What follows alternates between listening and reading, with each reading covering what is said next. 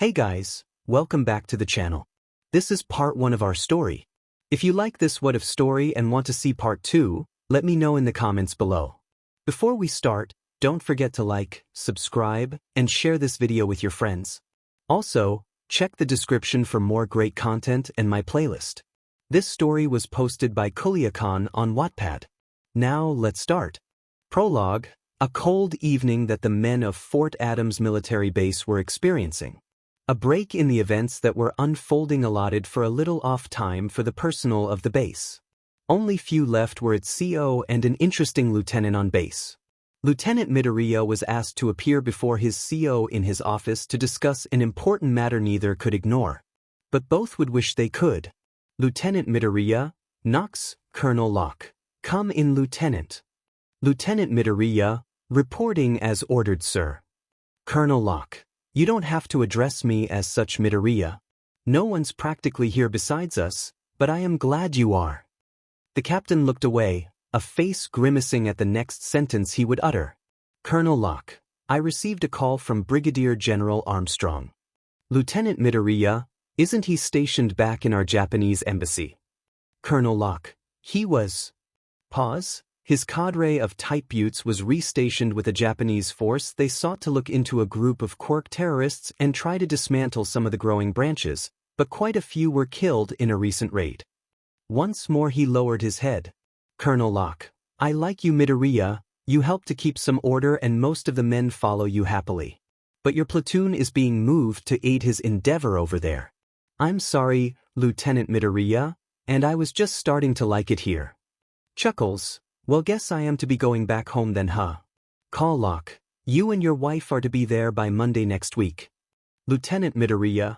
Well, at least this will be interesting, right, John? 𝐶𝐿. Hisashi. This isn't good. You're going under Armstrong's command. You have to understand he is dangerous. The rumors around him alone is why they wanted him out of the States. So please be careful, Hisashi. I will, and thank you for everything you've done for me. It has meant a lot, John. They exchanged a final goodbye as Hisashi went to pack up his things. The cold night seeming to become even cooler by the minute, with no end of ever letting up. First getting his wife 𝐴 and now he must endure moving back home. With all of that in mind, within the week the platoon shipped out to their new location while Hisashi and 𝐴 moved with a flight as they had a scheduled checkup with a doctor the next day of them being there. On the plane though was when the first of many started to arise. 𝐴 began to have her cramps despite the BRG only being relatively new. But it was also at this point that turbulence was also being felt. Hisashi, why are we? Weather's not been stirring too much beyond what was happening in the Gulf. 𝐴, breathing heavily, do you think that something has happened with the plane? Hisashi, I would certainly hop dash. He was cut off with a strange whirring noise that pierced the cab, startling everyone and causing all eyes to look upon a man on the right wing. A glowing green visage surrounding his body. And just as soon as he appeared, so did one of the greatest heroes ever known. With a flash of blue and yellow, a strong gust of wind brought attention to the current #1 hero herself, Nana. With her people began to cheer that it all may be okay. And true to that there was a calm before the storm of the fight. Nana closing the gap and the villain trying his best to stay at range shooting beams towards her. The result being him being knocked off the wing and disappearing before anyone could see if he was in the air falling to the water below. Everyone was cheering that the day was saved. Almost everyone, it would come to puzzle Hisashi as he didn't see the villain detained compounded with the puzzled look that Nana also had until her apprentice showed up. Another man of great stature, a wide smile, and yellow hair. Hisashi, mumbling, she didn't kill him, did she? Pause, no, he disappeared. 𝐴, what honey? Hisashi, nothing. I hope. 𝐴, I'm sure that everything will be okay in the end. After all, we have this bundle of joy to look forward to. She looked to her stomach that was slightly larger than normal, a bright smile on her face, wondering what is in store for the future. Hisashi, yeah. The heroes entered the cab to check upon all passengers with not much to be found beyond people cheering for their apparent victory. All the while a look of confusion and concern was both found on the heroes if you looked hard enough. The flight resumed its course with the heroes aboard, making 𝐬𝐮𝐴 even more questionable, but with no luck he decided to just push it to the back of his mind. Finally, after the remaining few hours, they reached landfall, where they all offloaded and the heroes went their own way, jumping off into Mustafa City, Japan. 𝐬𝐮𝐴 and 𝗏𝐻𝐿 went to baggage claim and proceeded to travel to the new house that was stationed for them, and a green light escaped the plane to a sewer grate close to the airport. When they arrived, they were greeted with a very plain one-story house and small pile of mail, the outlier of the stack being a letter with a military stamp reading, "For Lieutenant Hisashi Midoriya, Hisashi. So he wants me to report tomorrow." "Great. Right when we have a checkup at the doctor." "𝐴, calm down Hisashi, it will be okay, I can drive myself there and I'll tell you the news when you get back." "It will be all right, honey." "Hisashi, you're right, dear." Smiles. "You're always right, and gods, what did I do to deserve you?" "𝐴, you were charming." He goes to hug her and then does a double take. "Hisashi, were." She laughs in response and gives him a kiss, at which they get everything unpacked, settling into their new home, soon turning in for the evening with both of them having a priority tomorrow, something that made Hisashi lay there for hours wondering even more about the day ahead. Back in his home country, it was both warming but at the same time felt unwelcoming. Now also having to deal with his mistakes back home, and figuring out how to not make new ones. What made it even worse is how it seemed to be colder than the night Jack gave him the news back in the States. There's no place like home, huh? The next day 𝐴 began her trek to the hospital, with Hisashi parting ways to the Misawa base to meet with Armstrong. As 𝐴 stayed in the waiting room, she began pondering the usual questions, a name, what gender, and she stopped when she questioned if it was going to be or 𝐻. She was being an over-considerate mother and she hadn't even given 𝐵 yet. The questions kept building until she was called into the room. "Nurse, first time, right?" 𝐴 nods to that statement and they both chuckle. "Nurse, don't worry. All your questions will be answered, we just need to get the CT machine, which I promise you it's just gonna be a few x-rays." "𝐴, thank you." She nods her head in response and soon 𝐴 met Dr. 𝐬𝐮𝐴 followed by her CT. "Dr. 𝐬𝐮𝐴, how long have you been pregnant now, Mrs. Midoriya?" "I assume 6 months, but I ask because it seems another facility is still sending over some of your records." "𝐴, I believe that is correct." Once the machine finishes its initial scan, the doctor looks at her monitor, seeing something surprising. "Dr. 𝐬𝐮𝐴, I would ask if you want to know their gender, but it's more so their genders that I must ask if you want to know." 𝐴 paused and a small wave of anxiety began to wash over her face.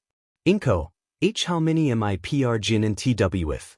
"Dr. 𝐬𝐮𝐴, you Mrs. Midoriya are going to be a mother of 3. 2 boys, but the third baby is a little hard to determine. Believe he is going to be the same though." She was stuck on the 3 kids alone. 3, one was already going to be new, but having 3 at once. She wondered if she could be a good mother to all of them. In the end she was calmed down and many of her many questions were answered to the best of the doctor's ability, as they sent her on her way, but only to be met with a familiar glow and the visage of a man beginning an attack on the intersection a block away. Earlier that morning Hisashi reported his first of many mistake, with which was met with the unfortunate incident that was his meeting of General Armstrong. "Hisashi, First Lieutenant Hisashi Midoriya, reporting with full platoon and company as ordered, sir." General Armstrong, angrily, "Finally. And here I was looking forward to a new lieutenant with a better understanding of my command. I have another one." "Hisashi, another one, sir." With the tone of disdain that Hisashi took stating that comment, well, that was the second, and within seconds he understood how. All Armstrong did was set the report he had himself buried in, stood up from his desk, and walked till he was towering over Hisashi, only half a foot from his face. "General Armstrong, would the reporting, sir, care to state that again? If not, close the door and blinds so we may speak frankly." "Hisashi, I will close the door, sir." And he did, and with it the third mistake was made. He found out why it was, but more evident was how the rumors of Armstrong were true. Sadly they were true. General Armstrong, now, grabs Hisashi by the throat, "Say that again." Despite there being no line of sight that anyone could see them, and even worse that barely anyone could hear them, every 𝐀𝐮𝐱𝐿 that had been under his command knew what was going on. Every 𝐀𝐮𝐿 knew, and tried to hide, every officer knew, and obliged to the point of aiding, but every new recruit sadly learned it firsthand. From that moment forward, 𝐬𝐻ISASHI and his platoon began to try and fall in line, but it became evident there was no pleasing this psychotic individual, and any hope of escaping his attention was doing your best to try and not piss him off at the current moment. He accepted nothing shy of perfection and absolute loyalty from his troops, though in return he gave nothing but punishment to whomever caught his attention. With that in mind, it became difficult for some men to try and adapt. Armstrong held rank, and he had enough officers and cadets twisted enough to not go against him. With his resources how they are, confronting him means anything from dishonorable discharge to death. All while 𝐬𝐻ISASHI was struggling and being choked, he realized how bad his new situation was. 𝐬𝐻ISASHI, gasping, "Guys, sir." After another few seconds, when the lights almost drained from 𝐬𝐻ISASHI's eyes, Armstrong released his grip, dropping him to the floor where he stumbled to get his standing. "General Armstrong, good, then get your platoon stationed in Barracks 3, you'll meet some of the new men I am assigning you, including Sergeant Gaines. He will be with you to manage the integration and your first assignment that you'll be undertaking today. A transport to the American Embassy here." 𝐬𝐻ISASHI, "Yes, sir." General Armstrong chuckles, "All I ask is for perfection, Lieutenant. Anything less and we'll be repeating this talk." "Understood." 𝐬𝐻ISASHI, "Yes, General Armstrong, is that understood, Lieutenant?" 𝐬𝐻ISASHI grumbles, "Yes, sir." General Armstrong, "Then get the hell out of my sight." 𝐬𝐻ISASHI left as instructed, and here ended the first of many conflicts of which they would butt heads. 𝐬𝐻ISASHI letting his pride as a 𝐀𝐿 not be diminished, and Armstrong's temperament which wouldn't let any act he saw as disobedience to stand. Soon though he met with Sergeant Gaines and his platoon, and was informed that they had received similar berating from the other officers, and Gaines told him of how things were. The last lieutenant was similar to 𝐬𝐻ISASHI, and when they underwent an attack on a meta-liberation cell, despite being heavy casualties, the lieutenant's squad disappeared after they met with Armstrong's squad. Afterwards, a portion of the platoon geared up to advance towards the embassy. Along the way, encountering an ongoing rampage of a figure that struck 𝐬𝐻ISASHI with déjà vu as he vaporized areas with a green energy, and heroes doing their best to contain them. 𝐬𝐻ISASHI, "All right, let's move and give assistance to the matter, Alpha Scu Gaines. I wouldn't. Trust me when I say that Armstrong doesn't like us not completing our objective." 𝐬𝐻ISASHI, "To hell with that, the heroes need help." Soon 𝐬𝐻ISASHI's platoon began preparing to flank the villain, cutting off his escape routes. That was until the two squads merged with his platoon and Gaines gave him a radio linked to Armstrong. "General Armstrong, Lieutenant, I believe I asked you to perform a mission. Are you perhaps suffering dementia?" 𝐬𝐻ISASHI, "Sir, with all due respect, the heroes are unable to detain this villain and we are preparing to aid them. We will resume our mission after." General Armstrong, "Midoriya, I promise you will regret disobeying me." After 𝐬𝐻ISASHI cut off the radio and began to move towards assisting the heroes, all the meanwhile the villain had a head start on them with his pandemonium cutting off the road with swerved cars. They had to rush there on foot. As they began to catch up, a familiar voice called out, "Inko," pained, 𝐬𝐻ISASHI. When his gaze met Inko laying against the wall of an alley, he began to rush towards her. Seeing her critical condition, fearing the worst, he got her up and brought her to the transport to take her to the hospital while his platoon kept pushing forward to provide a perimeter against the attack and help any civilians instead of taking an assault without their CO. At the emergency room intercom, female, 30 years of age, in LBR, emergency surgery room 2, doctor, says she was here for a checkup 2 hours ago. What happened? Nurse, the military officer and husband said it was a villain attack, the one obstructing Revelation Avenue. Doctor, all right, prep her for emergency surgery and let's see if cut off by a hue of something emitting from Inko's abdomen, and it seemed everyone was seeing a glow that day. Inko with a hue of her eye, 𝐬𝐻ISASHI with a beaming stare off of Armstrong, the pedestrians witnessing a villain attack, and finally the doctors, as only one baby was born that afternoon. Prologue end. So, you want to know the story, huh? How one of the strangest villains to ever traverse Japan lived, what they were like, and the minutiae you'd think encompassed the day-to-day life of a maniacal, twisted, no-good son of a beach.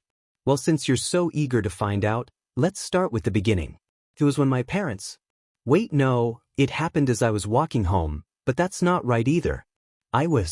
No, the beginning was. It was when. It'll come back to me, but let's just let this event explain the situation for itself. One night, if you think I'm going to say dark and stormy, you can screw off. We ain't that cliché here. Within the city of Hosu, I was beginning my nightly patrol. As per my standard of usual, the areas were quiet, low-key. This district was meant for business, as in the kind that you don't want some self-righteous license holders sticking their nose in.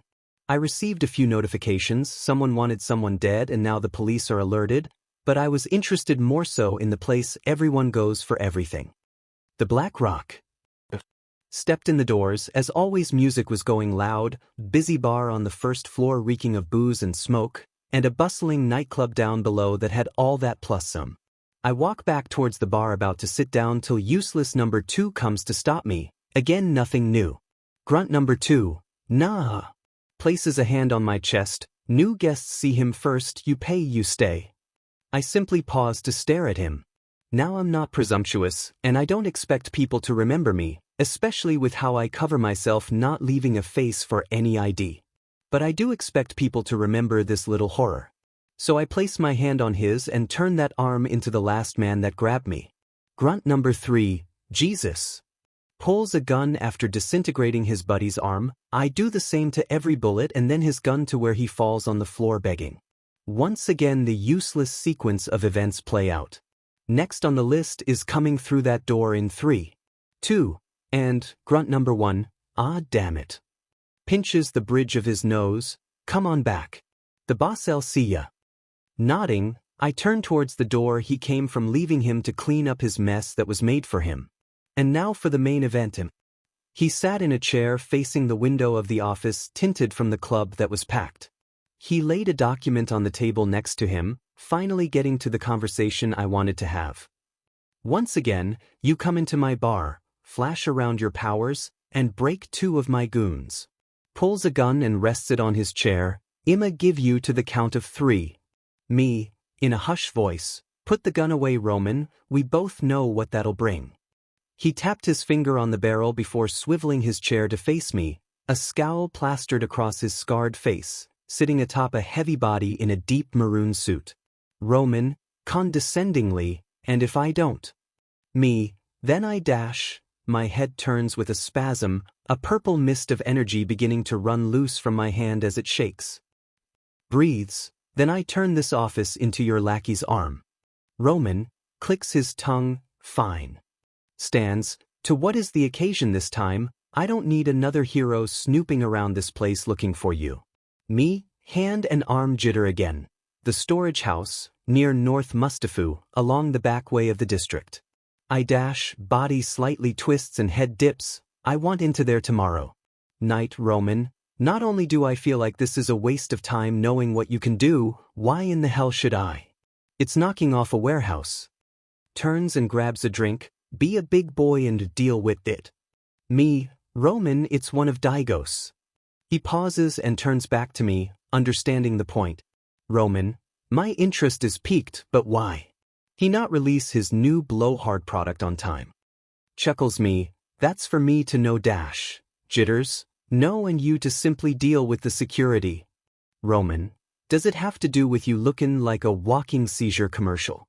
Laughs. Everyone in the room follows suit, laughing, and I stand there, till finally. Me, sparks a small blast in my hand. Everyone stops laughing and a few guards pick their guns up from resting at their sides. Roman, well, tempting it may be, your offer is lacking the part where I hear the oh-so-needed compensation. So go shove your demand up your tick-fueled a dash. I grab him and pin him high against the glass wall, all 4 goons pulling a gun on my back. I lower him till his eyes are right above mine as my head is spasming a bit more. Roman, the hellboy, drops his drink. Me, in a reverberating and deep voice, my compensation. You get a window of opportunity to keep breathing. I set him down, stated, tomorrow at midnight, at the warehouse shift change, and left him to his devices. Roman, gulps, Ricky. Get our fixer to knock out the power at that time, we'll see if we can tag along on his little raid, and next time he comes in here. Turns toward the window, shoot him, I don't care how, but he doesn't make it past the door. Pauses and turns around, or even better, call the heroes after we nab a few little things. Laughs maniacally. Skip to later that night. Walking home was quiet, just me, the sky and the usual ruckus of the district's activities, but right now it was too quiet. Except for one guy in the alley a block behind me, it was quiet. I paused to take a look around me, a show for the guy tailing me, so I continue on till I reach another alley, the lamp dims, perfect, and then I vanish from the street.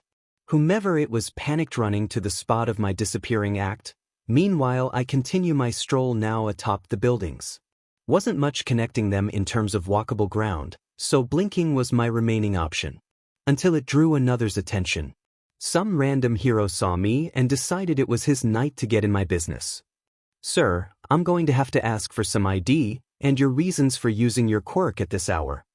I turn my body to him, my motor spasms increasing in my arms as my head begins phasing in different positions. Scared. What are you? Me, in a reverberating and deep voice melody. In Precinct 3 Detective 𝐀𝐮𝐭𝐡𝐨𝐫, thank you for your help eraser. We should be able to find out - police radio. Dispatch, we have a code 77 in Hosu's South District. Pro hero Albert is on the scene but Precinct 5 requires backup, over. Detective 𝐀𝐮𝐭𝐡𝐨𝐫, well, you up for another job tonight? Eraserhead, I feel like it'll be more than just tonight. I stood there, shaking, skulking atop another building. At my feet laid the effect of my curse, and in the distance, driving, I hear more inconveniences rushing to do their purpose. I turn away from the ash pile, trying to regain control of my movements, but to no avail as I continue to shaking, part of my foot beginning to permeate the roof, the officers drawing near to the area. Me, and it. Go D. Any more heroes and I'd have a problem, but worse would be what comes after. I get my foot out of the roof, and try to start moving as quick as my body lets me. Blinking across the buildings would only affect me negatively and I might teleport myself into a wall with the drawback progressively getting worse. As I'm making my way off of the last apartment building's roof, the first set of cops begin to drive past towards that hero's remains. That's a good start. But more sirens should soon be inbound, and I'll be forced to move down the street at some point. As I continue along the street, another cop car comes barreling down, and the driver sees me. They come to a halt at the last seconds, skidding a couple yards behind me. Cop number 1 steps out of the squad car. Sir, we need to ask you some questions. I don't reply. Even if I did, they'd make me out as suspicious with my spasms still happening and there's no telling what quirks they have. With that I begin to quicken my step around the building from their view. Cop number 1 grabs his radio. Dispatch, we have a possible suspect moving west on Ishkai Avenue, gray jacket, male, average height, caution advised as he looks to be unstable, over. With that both of them are running to catch up to me. When they finally, it's a standoff as the younger one motions for his sidearm. You all know what they're about to say, but this is what happened. Cop number 1, sir, stand down, we simply want to ask a few questions. Me. Cop number 2, nervous, I don't like this, Lieutenant. Me, in a reverberating deep voice, then you shouldn't have come. Before they pull their sidearms, I blast both of them, the rookie disintegrates and burning part of the other before I have to fall to my knee. From overexertion. Cop number 1, pained, dispatch target is hostile. Officers down at Ishkai Avenue. Target wearing gray jacket, wrapped face. When I finally get up I stomped his gut to shut him up, and continued my dart for safety. Although this sprint is quickly ended, and unfortunately, by a sight I did not wish to see. Aizawa's perspective, he and 𝐀𝐮𝐭𝐡𝐨𝐫 were barreling down to Hosu's South District with the other officers called from Mustafu when Aizawa piped up. Aizawa, so what's going on, 𝐀𝐮𝐭𝐡𝐨𝐫? Detective 𝐀𝐮𝐭𝐡𝐨𝐫, dispatch is saying that we have reports of another shootout in the South District. The Black Rock Club is under suspicion. Again. Aizawa, Again. Detective 𝐀𝐮𝐭𝐡𝐨𝐫, yes. We believe it serves as a holdout, laundering money for a gang, but they always manage clean books and solid alibis. I've heard Hosu has gotten 4 warrants on the place and still nothing but a scapegoat that died. Aizawa, how'd he go? Detective 𝐀𝐮𝐭𝐡𝐨𝐫, open mic. He hung himself in his cell from guilt. Aizawa, closed. Detective 𝐀𝐮𝐭𝐡𝐨𝐫, he was silenced, bruising around his neck, signs of a struggle, not cut and dry suicide in the slightest. Aizawa just focused on the road after that comment, wondering what this club entailed, until the car's radio alerted another piece of information. This time it wasn't dispatch. Radio. Dispatch, we have a possible suspect moving west on Ishkai Avenue, gray jacket, male, average height, caution advised as he looks to be unstable. Over. Aizawa, keep up with your men, I'll see what I can find over there. He opens the sunroof of the car as 𝐀𝐮𝐭𝐡𝐨𝐫 just gives him a nod of approval, and Aizawa grapples himself off towards the direction of the officer in pursuit. Finding, when he gets there, a pile of ash and an officer on the brink of death. Aizawa touched his earpiece to radio to 𝐀𝐮𝐭𝐡𝐨𝐫, affirming an ambulance was already on its way to the officers and relaying the ash pile to him. Soon continuing his chase, landing in front of a man in a jacket with bandages around his face. Aizawa activates quirk. Who are you? The man stares him down until the effects of Aizawa's quirk hits him and he falls to one knee, vibrating spasms intensifying all over his body. Aizawa, stop, you're under arrest, and don't try whatever you're doing. Pained breathing, not doing any thinning. Collapses to all fours. Yo, Q quirk.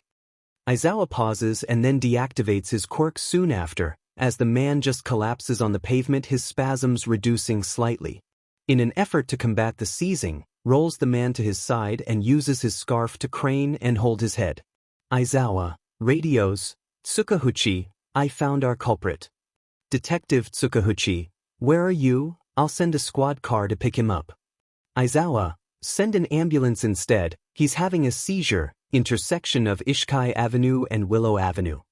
Detective 𝐀𝐮𝐭𝐡𝐨𝐫, already on their way, and hey, you said this was gonna be a long night. Aizawa, let's not jinx anything, this'll be over when he's in Tartarus. Detective 𝐀𝐮𝐭𝐡𝐨𝐫, then get him some cuffs, ambulance should be there about now. Aizawa, I see them. The paramedics grab the man, one of their hands slipping past the arm of the mysterious criminal, as he was loaded onto a gurney. Paramedic number 1. Why does his body seem to be spasming in secluded sections? Is it related to his quirk? Paramedic number 2. I can't say, the machine isn't wanting to register his heartbeat either. For all our equipment, how could he be dead and somehow still breathing?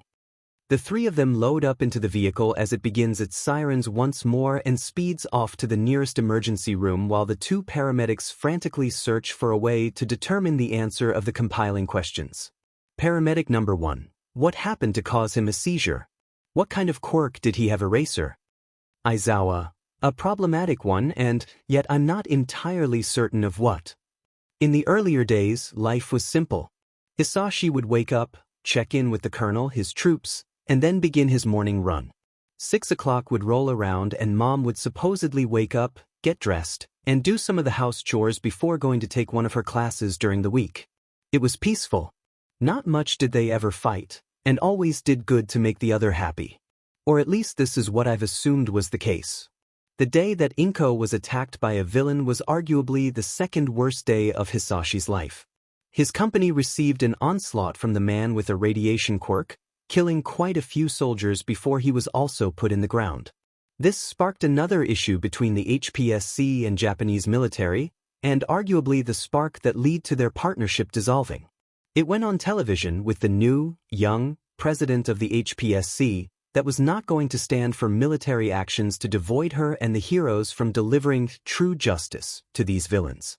Hisashi got to be a poster child for that supposed screw-up, and received twice the beating from General Armstrong, a fact that he never let me go without hearing. But before the political SHT show and gut-wrenched beating, Inko got rushed to the hospital in critical condition. Much less she couldn't move or form coherent sentences half the time, She was in a rapid decline from the BLD loss and her body trying to combat so much at once. It was decided to try and save the baby, although it got lost in translation that no one even asked Hisashi, despite the emergency, and focus on 𝐾𝐮𝐭𝐡𝐨𝐫 after the emergency C-section. The procedure was enacted and was a complete success. They saved a healthy baby boy that would grow up to be the bane of everything holy to people. Most notably an angry soldier who just wanted a decent life with his wife. 𝐾𝐮𝐭𝐡𝐨𝐫 died shortly thereafter, and it was argued that her life might have been savable should they focused on her instead. That was what kept Hisashi up for the next week. A dead wife set off CO that would kill him if it weren't so much trouble, an unwanted baby that was in a critical state being removed so soon, dead friends, a new home to unpack with, and the hits didn't stop coming. Literally. Because that is all I heard for the first dozen years of my life, as that man took his anger out on me at home. If he wasn't doing it to his underlings or the random nice lady he'd invite to his bedroom that would leave with purple marks on her arms and eye. It was magical in it of itself that he never had the police called on him. One memory I retain was when I turned 3 years old, my father got me a present of going to the hospital. He became near blackout drunk, but before he did pass out, he took a bottle and shattered it across my back and arm. Then he proceeded to yell out, "Hisashi, you are a dissa. Disappointment, C can't even take a hit, and now you're hiccup bleeding all over my hiku-efo." He fell down and knocked himself out. I, in the meantime, called an ambulance to get to my street, and I made one of the dumbest mistakes of my life. I told the truth. When the paramedics came, I told them my father hit me with a bottle. He told them to refer to the military when these allegations began leading towards legal action, and the heroes didn't want to challenge the notion of getting further on the army's bad side. So I endured harsher beatings from then on. It wasn't much later that my illness began to surface. As I would become injured, I started to seize and glow a translucent purple. Finally, Hisashi took me to the ER to see why my foot passed through the floor. "Hisashi, I need a doctor here." Nurse, looking at the boy, "Sir, what's going on?" Hisashi, "He began glowing like this and he won't stop the demon seizing." Nurse, turns to another at the front desk, "Page Dr. Komori." Turns towards Hisashi, "Follow me, sir, and help me put him on this bed." "Me, NKKY. Hisashi, lowers to the kid's ear, "You better be thankful." Intercom, "Clear emergency room 7, incoming boy, age 3, green hair, Dr. Komori, please come as soon as possible." From there it all went south. My body was shaking, bits and pieces of me were glowing and passing through the bed I was on. I was dying in a way no one thought to be possible. The doctors were trying for the rest of the afternoon, rushing me throughout the hospital to see if anyone could save the boy of a commander. From fear or pride was unclear, and numerous people took a rushed chance at helping me. Everyone thought I was going to pass any moment, and no one took the time for certain tests until, finally, one department got a look at me. The quirk doctors, which only comprised 2 physicians, saw me and finally took the time to test and see if my quirk was causing this. In actuality, they were right. They were half right. "Dr. Komori, Major Emidaria, why your son has a PR prognosis." Hisashi, "Out with it, doctor." Dr. Komori, takes a deep breath, "Why your son's Q-quirk is showing. And so is what we believe to be the side effect. Post the CT scans on the wall 0, our quirk T-team found dash." Hisashi, "Just tell me what's going on." The doctor was startled and lost her nerve again. The stuttering became more frequent and Hisashi almost threw him out of the room before another doctor, who seemed to be from the quirk staff, stepped in. The other doctor sat down, setting a file down on the desk, and clasping his hands together. "Dr. Garaki, Major, your son seems to have developed 2 peculiarities at the same time." Hisashi, "Which are?" Dr. Garaki, "He's developed cancer. At least that's the closest you could put his deterioration into context. His body's gone and started disintegrating. In a way, he's dying. There's not much we can do for him but dash." Hisashi, "How in the hell is this possible?" Dr. Garaki, "But we can call for some other experts related to the subject that might be able to help." Hisashi, "I don't need a bunch of experts running up a bill, I need solutions." Dr. Garaki, "Well, we don't have many solutions. All we have is an idea, of which we believe his quirk is causing this. I do need to ask, what kind of quirks do you and the missus have? Hisashi, that's none of your business, Doctor. Dr. Garaki, it actually is major, and I don't want to have to pull records to find this out. Hisashi, I have the ability to meddle with electricity, and my wife had the ability to move objects mentally. We're both the third generation of our families to have similar quirks. Dr. Garaki, Hisashi, what is 𝐶𝐮𝐭𝐡𝐨𝐫 for? Dr. Garaki, 𝐶𝐮𝐭𝐡𝐨𝐫 is for the fact that your son has a quirk that is irregular to the two of his parents, unless his further relatives had a quirk capable of manipulating energy like how his body is autonomously, then I'm at a loss. Needless to add on the fact of his body flowing through solid matter like water through mesh. Me, am I gonna be okay? Dr. Garaki, I don't know, kid, you're a question that has never been asked before, and unless we start putting some heads together, I doubt you'll see the end of the year. Hisashi ordered that the matter be looked into, and had them watch me till they knew I wasn't going to die just yet. Afterwards, Hisashi took me home and beat me bloody for causing another problem. It wasn't until finally a researcher caught wind of my diagnosis and went to work developing a device that might help me.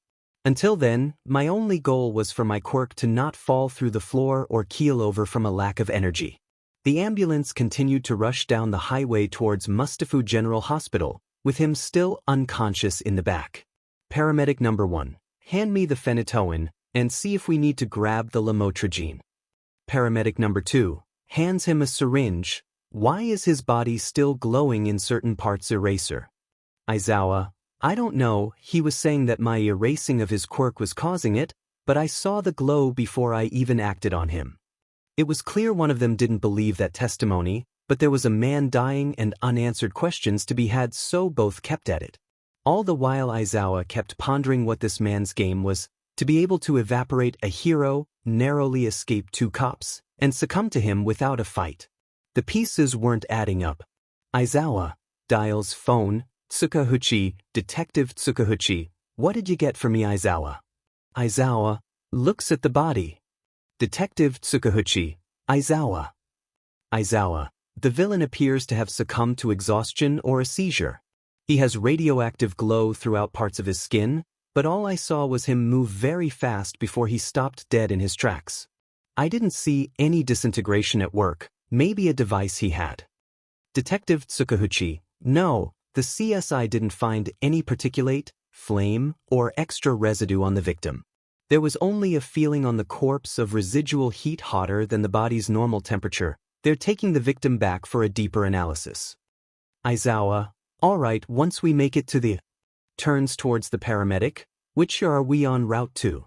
Paramedic number 1, we are on route 2. Looks at monitor, Mustafu General 𝐴𝐻PSC. As he was finishing his sentence, my body stopped twitching, and finally I laid still, the glowing beginning to subside as the monitor rang a constant flatline. Paramedic number 2, we have flatline, beginning compressions. Right as he got those words out, I grabbed him by the throat and threw him towards the other 2. As I sat up trying to understand my new bearings. Aizawa activates quirk and drops phone, stay back. I could feel the effects beginning to creep upon me again as I rushed the paramedics. Aizawa noticed this and acted accordingly, which gave me the opening I needed to bust through the back door. Flipping onto the top of the ambulance. Aizawa picks up phone, 𝐶𝐮𝐭𝐡𝐨𝐫. He's on the run again. Get officers over here now, I'm pursuing. Me, I don't think so.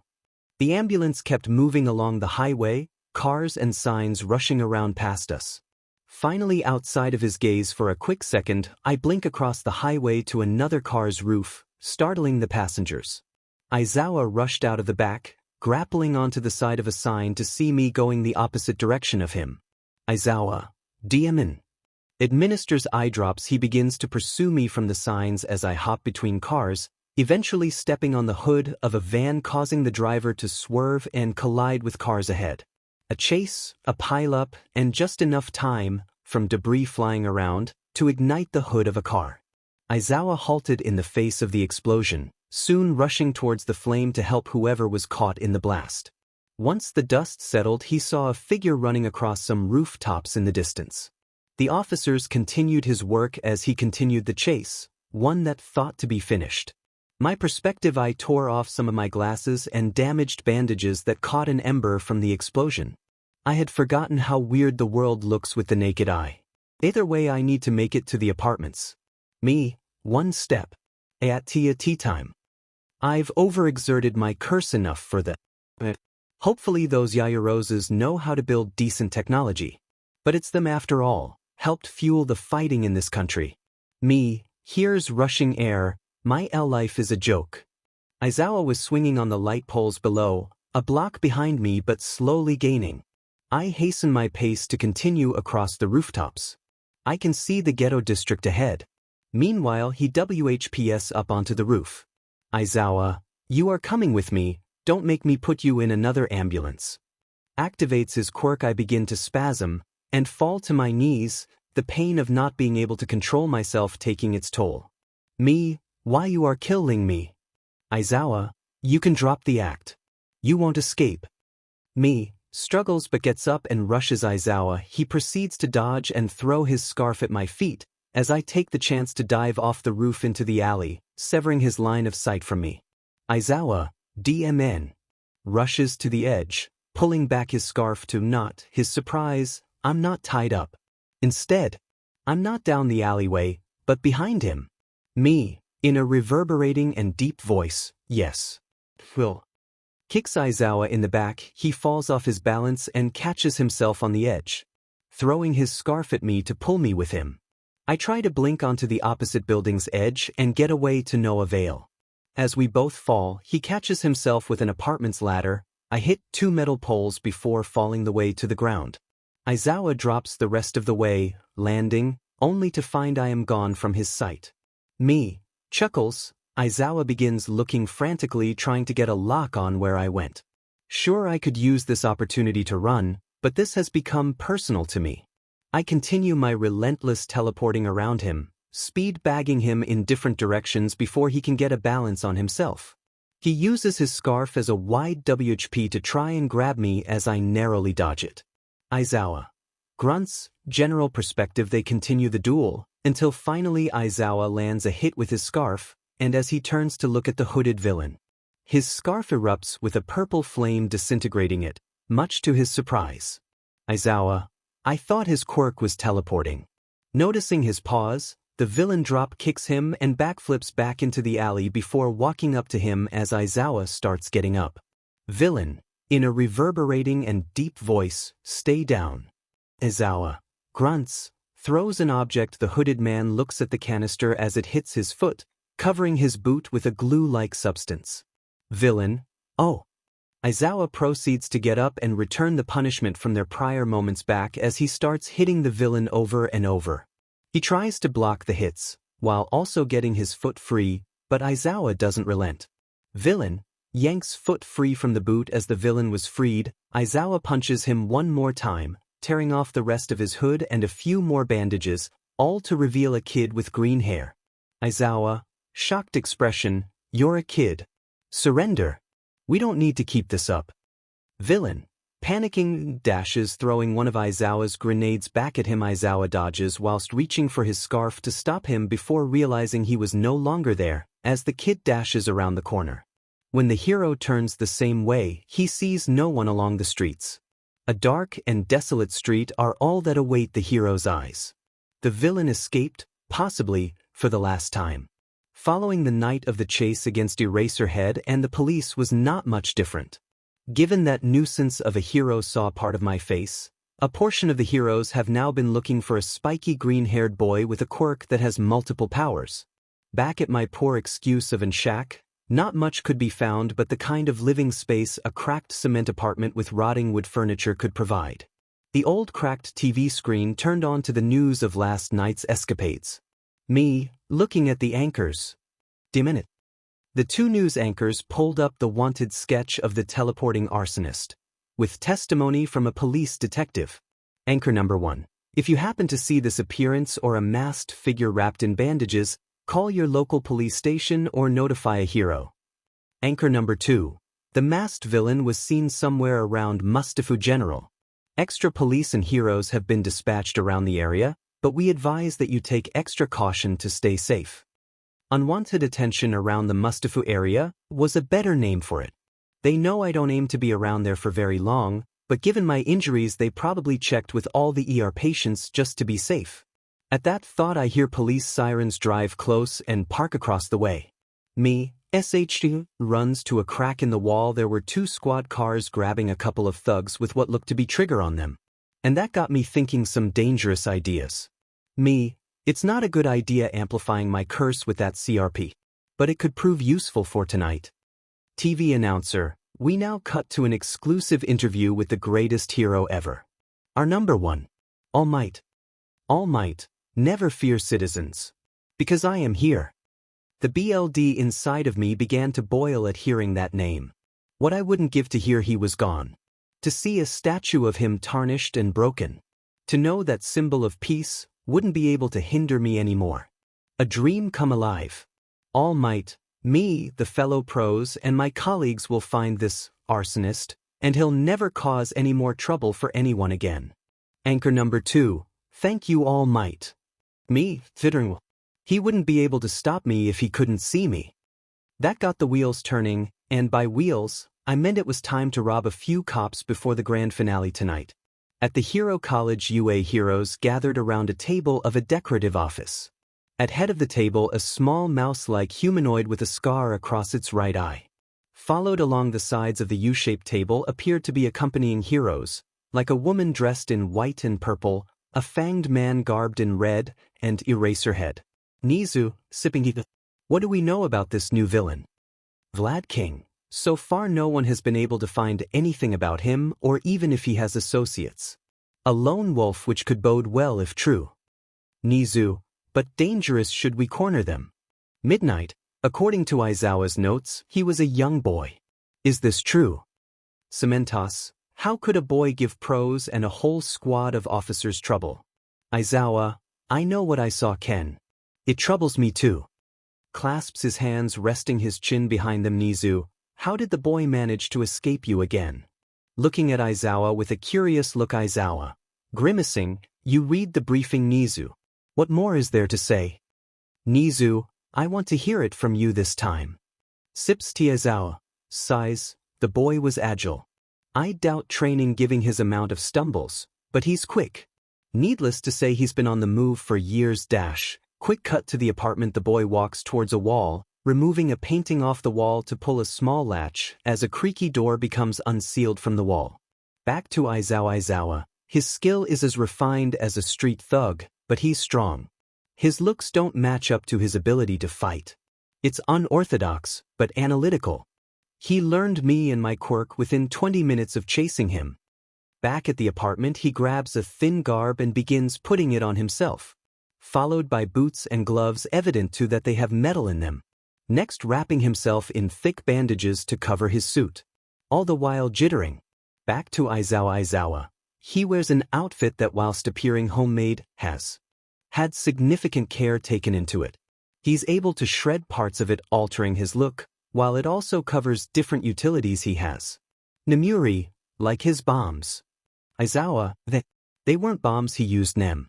It's his quirk. Back at the apartment the boy, kitted out, begins to glow, his eyes flaming, his mind set on the next objective. Me, shaking, now to grab the last little piece. Back to Aizawa, truthfully. It's his quirk I don't understand. Saying, this boy, as you say Nem, is more dangerous than we give him credit for. He seems to dash, all might, bust through the door. Sorry I'm late, been through a hectic day. Aizawa, Yagi. You can unbuff and please be more quiet. The towering hero begins to speak but unbuffs in a puff of steam, appearing now as a frail shell of what he first appeared as. Instead of the towering muscle man, now stood an average-sized frail human with sunken eyes before the heroes. Yagi, you don't have to be so rude. Aizawa. Only keeping up appearances. Aizawa, you don't have to go to every talk show though. You have duties since joining this school. Nizu, now Aizawa, he is still the number one at the moment. Him fulfilling that role makes ours easier. Aizawa, grimaces, it's his quirk that is weird. Or should I say, Quirks. Yagi, quirks. Slams hands on table and stand up Nemuri. Calm down Toshi. Aizawa, I concur. Yagi sits back down in his seat beaming daggers into Aizawa. Aizawa notices he somehow has a few abilities that contradict one another. He is able to teleport, so far I think it is based on line of sight. Yet all the explosions, the purple flame, he generates that too. Present Mike, how can that be? Maybe his teleporting is he can turn himself into flames. Aizawa, a good thought Hisashi, but no. His teleporting looks more like he vanishes from reality for a split second only to reappear as if traveling through some portal instantaneously. And his abilities aren't just pyrokinesis, he disintegrated my scarf. Hisashi, WAT. Nemuri, I thought Majima made your scarf flame red ardent. Aizawa, he did, that's why him turning it to ash by touching it without a flame is concerning. Nizu, but it answers why we found bodies of ash with decayed clothes around them. Aizawa nods. Despite all of this, one thing seemed evident. His body illuminated with a sickly purple glow. He was jittery, seizing constantly. Got worse when he used his abilities. Yet his glow got worse, but the jittering stopped when I used my quirk on him. He would stumble or collapse, as if I kicked away the crutch he was using. Nizu, so his powers sap his energy in a way that renders his body struggling. The glow. Did it follow any pattern? Like along his veins? Aizawa, no, it was random, the only consistency was with his eyes, they always glowed a flaming purple, didn't recede even when I had my Cooliocon on him. Nemuri, a lot of purple despite green hair. Hisashi, I doubt he cares about color scheme like you. Nizu, but there's the question that remains unanswered. He left one of the officers alive, but attacked paramedics. They all look at one another stumped, considering what they knew. Yagi, so then, what is he after? Along a Mustafu roadway looking upon a midday street, I saw the same cops dragging the busted dealers into the station despite the thugs struggling and stomping against them. The perfect opportunity to intervene with the blues stolen goods. One cop comes out of the precinct past the two cops struggling to bring in them. She spots me walking along towards the cars. Cop number 3, sir. Please don't step towards the precinct, we have criminals in the vicinity. Me, in a reverberating voice, yes you do. Makes hands glow. Cop number 3, oh no. Begins to pull gun before she could finish the draw, I blast to her. The two cops turn to see a horrifying sight.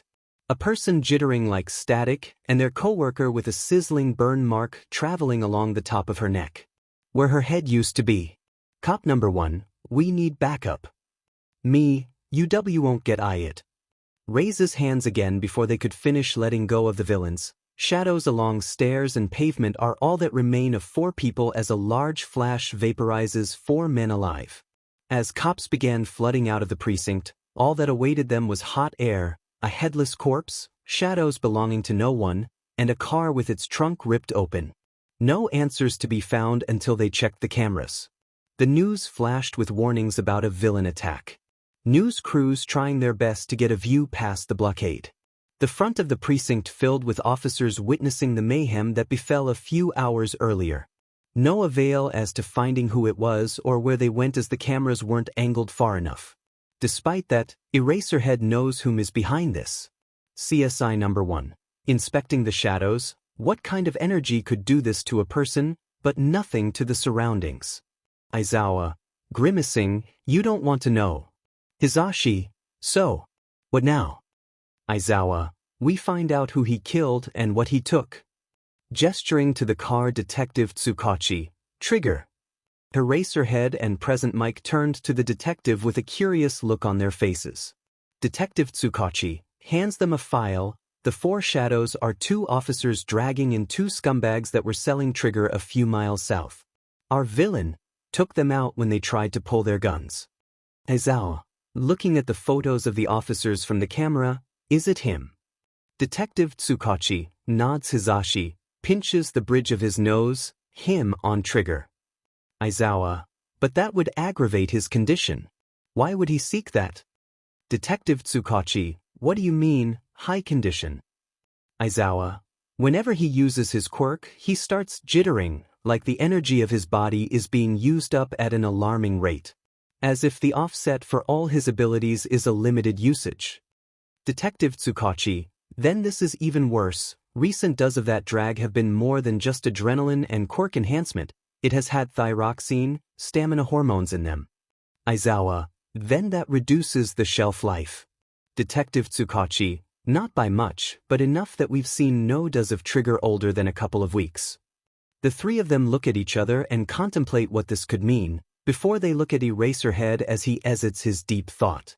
Aizawa, he's on some kind of timetable. As analytical as he is, I wouldn't doubt he has a quick plan in place. Hisashi, given he's even stayed in Mustafu with our increasing patrols, it is probably something here. Detective 𝐬𝐮𝐭𝐡𝐨𝐫, if he's that way, then it won't be cash. Every bank around town hasn't had cash shipments in weeks. The robbery on 16th Street a while back from the 𝐀𝐮𝐭𝐡𝐨𝐫 gang put a pinch on that market. Hisashi, they've been quiet since then. Even with the attack at their club last night. Aizawa, be on the lookout the next few days, it's likely we'll be having our answers pretty soon. The three of them nod and break off to their respective tasks. The detective to the crime scene to find anything else, the heroes going on to a patrol. All three agreeing to call if they find any clue as to the answers they're looking for. Later that night at the warehouse, I started making my way towards the east wall of the facility next to the other high-rise buildings along the street, waiting for the buttes that were going to be my cannon fodder for the security should things go haywire. Me, where are they? As if the devil came up to say it himself, they appeared in a van, half a block from the base of the building. Me, all right then. Jumps off the balcony and teleports a few yards from them. The van opens up and Roman with a couple of goons come out the side and meet up in front of me. All of them kit up for this, one looking more nerdy than I used to. Roman, there he is. Man of the mission. Me, shut the hell up. You want them to hear you. Fixer, they won't, I can explain the mathematics behind the decibels if you'd like. Me, just get us inside. That all being said, the gunman with them looked especially jumpy. Roman is cocky as usual, but for me it raised alarms given everyone else's attitudes. If I met the nerdy one under different circumstances, I might have even enjoyed his services. Once we made our way to the wall, one of them used his quirk to cut through with his blade quirk. Me, whisper, did you manage to find the patrol rounds? Fixer, the last guard passing through this area passed a minute ago. Roman, no worries big fella, we got everything under control. Gives a big toothy grin me, sarcastically, that fills me with confidence. Roman, just do your job. That is standing there and doing nothing, I guess. Me, just don't F it up. We all make our way into the storage section, incapacitating every guard along the way. Till finally our group was alone. Roman, why ain't we just killing them? Could use the exercise. Me, B. Because I said so. Looks towards the metal crates, now let me find what I need. With me branching off, Roman gives one of the first genuine smiles as he gestures his men to find any loot they find worth stealing. One stumbling upon a special prize. Me, where the hell is it? Frantically opening boxes. Roman, any good loot boys? Thug number 1, some gun blueprints. And an RPG casing. Thug number 2, just a weird helmet, looks expensive. Holds up his plunder. Me, that helmet belongs to me, hand it over. Roman, oh, so this is what all the fuss is about. Grabs the helmet from his goon. Me, don't screw with him. Me, hand it over. No. Gestures hand out with the other starting to glow. Roman, how much it worth to ya? Me, how much is your life worth to you? He chuckles before faking handing the helmet over. Inspecting it with his grubby, ring-infested hands. My patience running thin with this man-child. I hold my hand out one more time. Roman, this is mine now. Smiles and snaps his fingers. His goons aim their guns at me, a few chuckling at my being outnumbered. I begin to start vibrating as I start glowing. Using my powers, I pull the helmet with energy from his hands. Roman, a new trick. Chuckles. Me, This is 𝐶𝐮𝐬𝐴 need out of H here. Roman stops laughing and shrugs, fine. All the gunmen lower their arms and start looting one more time. I turn away and unwrap my head, taking off my glasses and adjusting the helmet to my head. As I put it on, finally I could feel some relief. A helmet of metal ring with a large ovular visage of purple and white starlight and space. A RBB and metal-plated backing to cover parts of the back of my head and neck. Me, finally. After betraying me. I'm interrupted by the now useless imbeciles behind me. Roman, well, this has been fun, but party is over. Me, yes it is. As to this raid, I am out of here. You have 8 more minutes till the guard rotations comes through. Roman, Will, you're wrong on 2 accounts. We ain't staying, and you are not leaving. Me, and how do you figure that you can stop me? Roman, like this. Snaps his fingers. An alarm began to ring out of the warehouse facility, and the goons began firing at me, forcing me to take cover behind some crates, as I hear footsteps coming in through the rear doors. Roman, time to go, boys. Goodbye, you hateable arsonist. Thanks for the distraction. Roman and his goons flee and the security guards begin flooding into the storage facility. Guard number 1, freeze. All of them begin surrounding my flank as I get up off the ground. Me, do you have any idea what you're doing? Guard number 1, hands on your head now. Me, guess not. Hands begin to glow. In a fraction of an instant I blind all 6 of them before turning them into ash, as the only things that remain are now embers and scorch marks. Me, time to leave.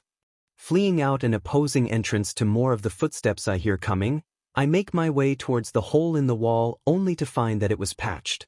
My only option, teleporting over. After running, I blink to the tower, punching and knocking out the guard up there. Continuing, I fall to the ground and blink into a roll on the ground. Me, getting up and dusting myself off, turning to look straight ahead. You have to be kidding me. Hizashi, freeze villain. What yeah? Screams out. I narrowly dodge only to see another unwanted guest appearing at my right. Aizawa, this ends now, arsonist.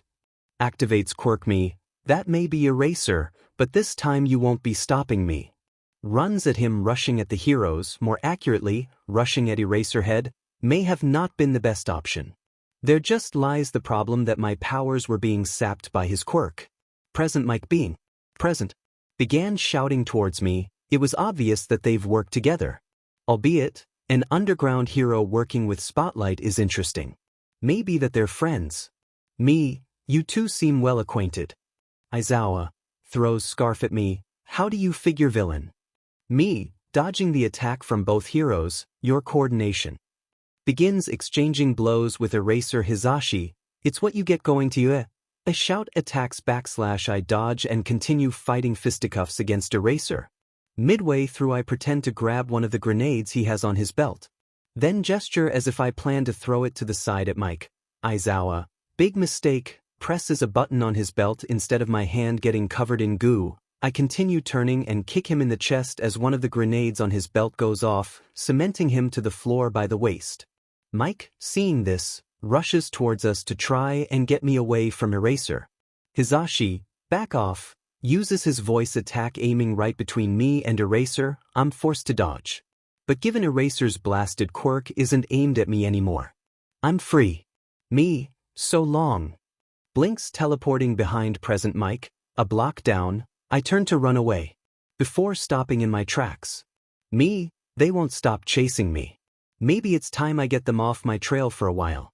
I blink back right above Mike, tumbling to the ground with him pinned below me.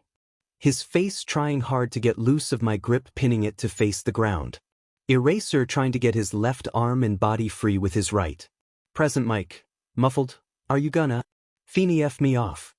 Me, tightening my grip, no. I am just gonna hurt you. Really? Badly. Hands begin glowing, then I'ma kill you. Present Mike, for an encore den. Shout attacks the ground, OOFFF. This launches both of us off the ground, and I blink behind him and start sending blasts towards Mike as he balances and begins dodging them the whole way. He continues his attacks, as to what seems indiscriminately. Soon I see that I've fallen into his trap. He's cratered and uprooted parts of the street, giving him objects to launch and cover.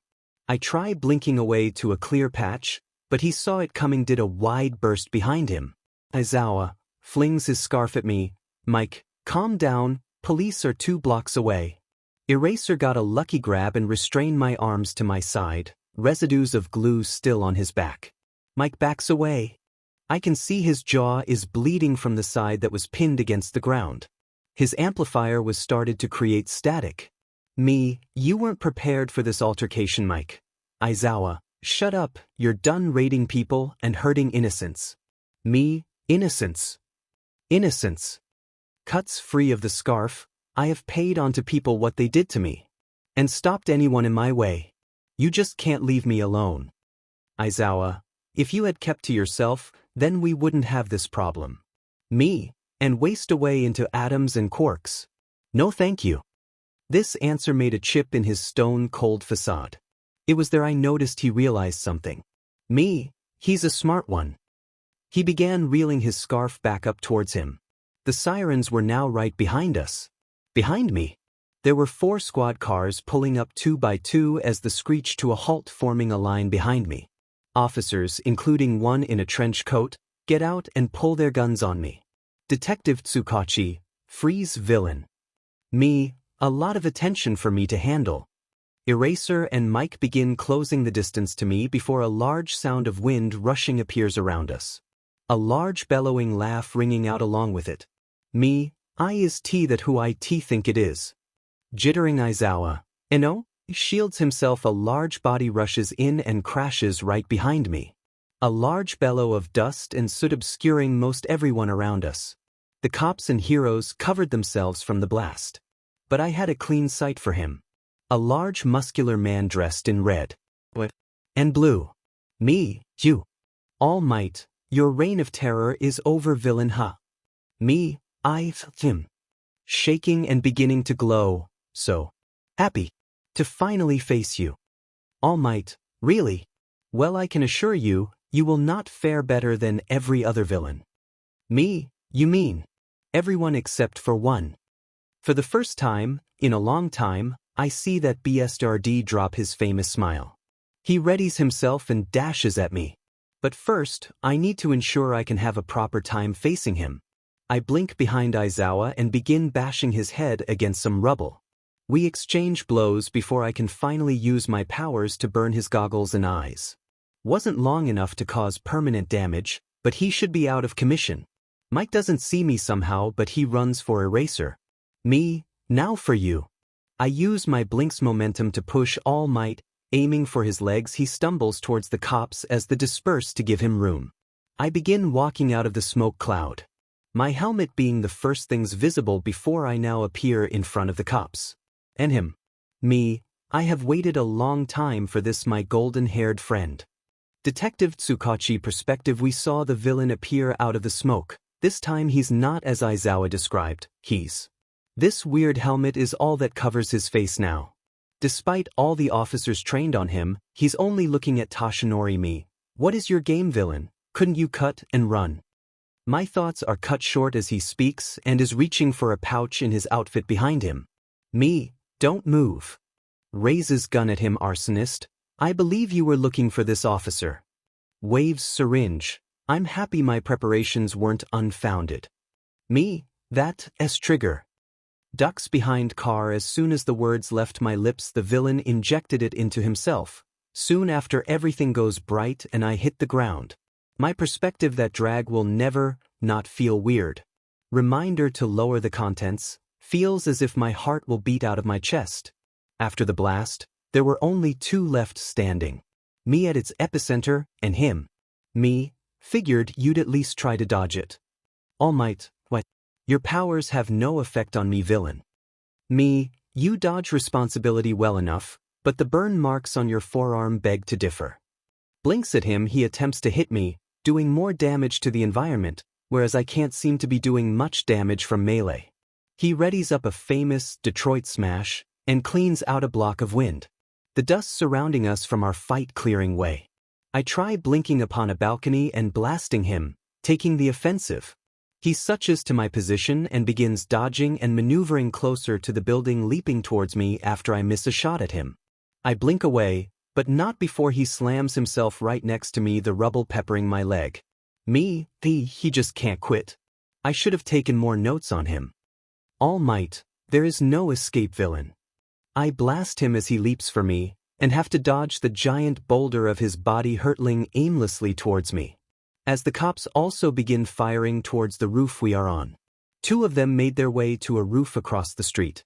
I try putting up a wave of energy to block their shots, but one gets lucky before I do, nicking the same leg.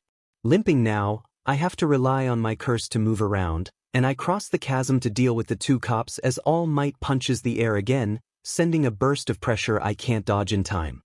Sending me across the rubble of the roof, I come to a stop, and trying to regain my bearings, he leaps over me. Oh well. Charges after the second blast, he begins hurtling towards the ground, crashing into one of the cars with the 2 officers being shielded by him. A smoking crater now where a building's roof once sat. A little bit of luck, I fall onto some poor fool's couch. I get up only to find Present Mike is back up and yells at me. I narrowly avoid it and rear up to hit him when I feel it hit me. Stumbles. The adrenaline started wearing off. With the implosion attacks, my body burnt through the trigger. Present Mike was ready to restrain me as I did him. Instead I duck around him and give him the Eraserhead treatment. Falling into an alley 2 nights in a row was not on my to-do list, but, well, it works. What doesn't is when I see Eraserhead staring me down. Me, grunts, didn't think you'd be up and running again. Aizawa. Eyes glowing and bleeding. All Might, rearing up me, can't win them all. Takes off helmet and throws it aside. 4 hours later in a living room, the grand TV flares to life with 2 people sitting in their respective ornate chairs. Anchor number 1, we come to you this Monday morning with great news. Anchor number 2, that's right Najiki, we have been briefed by the HPSC that the masked villain known by many as the arsonist has been apprehended. Anchor number 1, we go live to our man on the ground, where our troubling terror was taken in by none other than our number 1 hero, All Might. The TV flares to a man in a raincoat in front of a destroyed street and dozens of officers securing the scene. Anchor number 3, thank you Najiki. I am standing here live in front of the ruined 13th Avenue, where our villain gave our heroes trouble. Gestures to the street, our heroes apprehended him last night after he broke into the warehouse belonging to Yaoyorozu International Daigo. What? Crushes drink, why wasn't I notified? Butler, sir, you halted my notice when you were receiving your morning brew. Daigo, get me down there. And have my chief of staff on the phone yesterday. Anchor number 3, troubling as it may be how much trouble he is scheduled to arrive at Tartarus prison sometime this morning.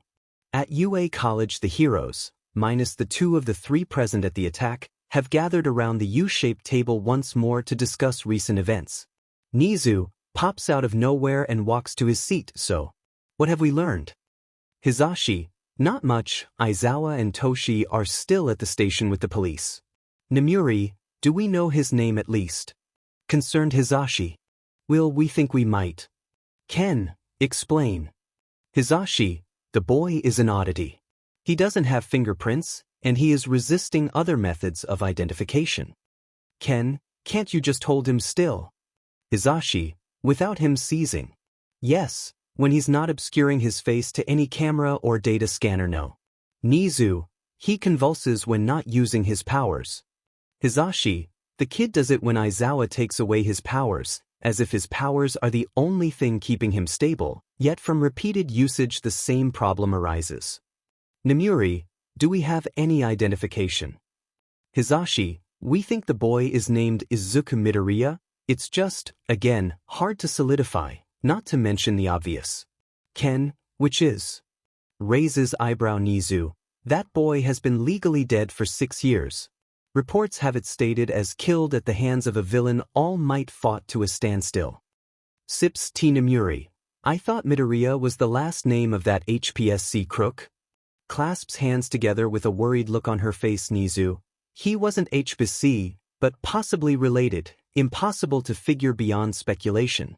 So as to my other thoughts, is his quirk some kind of teleporting and energy-emitting power? Or, maybe have we found a second person with two quirks? Hisashi, that's the other problem. If it is Midoriya, he was diagnosed quirkless at BRH. But this boy seems to have the ability to control energy, yes, just in ways no one thinks possible. Shrugs. The door to the conference room opens and in walks a shirtless man wearing a dozer bucket for a helmet. Power loader. 𝐻PSC, we're on schedule to start the practical tests for the applicants. 𝐻PSC, thank you Majima. Turns to rest of the staff, we'll conclude this at a later evening. Hisashi, go give the students the rundown. Everyone else get ready for the judging. Guess we'll be doing it without Aizawa this year. Let's visit the boy after the exams. Hisashi, agreed. In the back of an armored police van, the vehicle racing along the roadway. 4 guards sitting in the back with a prisoner clad in iron, orange jumpsuit, glowing cuffs, and a glowing purple helmet. Driver, 5 minutes from Tartarus. Officer number 1, keep an eye out. I just turn to look at the guard. Despite my covered face, he reels back his buttstock. Officer number 1, what do you want, freak? Not giving a response, turning to face the back door. Officer number 2, guess All Might knocked him out too good. Laughs. All the guard follow suit laughing. Officer number 3, he is number 1 after all, who'd be able to stand up to him? Me, anyone who could see him for the creatine he is. Officer number 1, hits my side with the stock. Quiet. Me? He asked. At that comment they all became much more quiet. Our vehicle racing off. Silence, great, but unsettling knowing as to where we are going. Taking a first-time villain to this place, I must have really scared certain folks. Finally we reach Tartarus Maximum Security Penitentiary. Driver, guards are coming around the side. The back door opens, revealing a squad of prison guards. All aimed and ready for my gurney to be wheeled off the van. The last 2 officers exiting first, followed by the others wheeling me out and down the lift. To my side, a most obnoxious sight, the warden of Tartarus followed by All Might. Warden, low grumbling voice, thank you for this All Might. It will be a pleasure adding him to our dossier. All Might, smiling, no thanks necessary, sir. Just happy to get another off the streets. They all begin shuffling me down the corridors. Past 2 checkpoints we arrive at our first look of this place, an interior courtyard cafeteria sectioned in half, our walkway down the middle. Guarded on both sides by 2 sets of iron bars, and inmates all murmuring as they see the 11 of us pass on by. Checkpoint guard, hold up, we need to see his face for ID, sir. Warden, all right. Off with his helmet. I can't forget the pain I have when this goes on, but suffice to say this reminder hurt. These quirk-dampening cuffs along with me straining myself this morning made for an unpleasant time. As I begin squirming, All Might grabs my head, holding me still. Guard number 1, sir, please, hands off the prisoner. All Might, changing his frown to a smile, of course, my apologies. Checkpoint guard, looking at me, can you state your name for the record? Me. Glaring at him. Checkpoint guard, are you able to speak? Me. Guard number 1, he's not one for answers, maybe some time down under will loosen his tongue's grip. A few corridors and elevators later we were there. Warden, welcome to your new home. Floors and walls lined to withstand a bomb blast, ceilings with every sensor you could imagine, and every couple dozen feet, a reinforced glass white room. Honored to see certain people have become my peers, including one of the most effective snipers being across the way from me. Warden, open cell 066A. Looks at ceiling camera loudspeaker, opening cell 066A. Static as the speaker went silent, the large glass door opened in all 4 directions, unsealing. The dust of this cell having never been cleaned out since this place was last used. Ever. Unshackling me from the gurney, but still clad in iron that restrained my arms and legs close to one another, I walked in. Warden, glad you could join us. Smiles, you'll be down here a long time. All Might. Staring at me, what? All Might, how do I dash me, because I was there. All Might, scowling, where is me, you won't ever find out. All might, give me warden, sir. Visitation is not for down here, you've already upset most of our inmates by being here. Let's go. Soon I was alone. All my captures leaving, and no company in sight. I should sit down, but I'll have time for that later. My new home is welcoming me with a cold embrace. Time was all I had. If not for the fact of keeping my helmet, I would not have even that. Flashback to Precinct 5 Detective 𝐬𝐮𝐭𝐡𝐨𝐫. So this is him. 𝐮𝐬𝐴. Looking through the one-way mirror window, Detective 𝐬𝐮𝐭𝐡𝐨𝐫. Why is he convulsing? 𝐮𝐬𝐴. The best I can assume. Looking at the doctor inspecting the villain, it's a drawback of his quirk. Detective 𝐬𝐮𝐭𝐡𝐨𝐫. He wasn't while wearing that. Odd, but given what he can do 𝐮𝐬𝐴, it seems fitting. Detective 𝐬𝐮𝐭𝐡𝐨𝐫. DMN. 𝐮𝐬𝐴. Looking at 𝐬𝐮𝐭𝐡𝐨𝐫. Detective 𝐬𝐮𝐭𝐡𝐨𝐫. I always prayed that singularity theory wasn't true. 𝐮𝐬𝐴. You think so?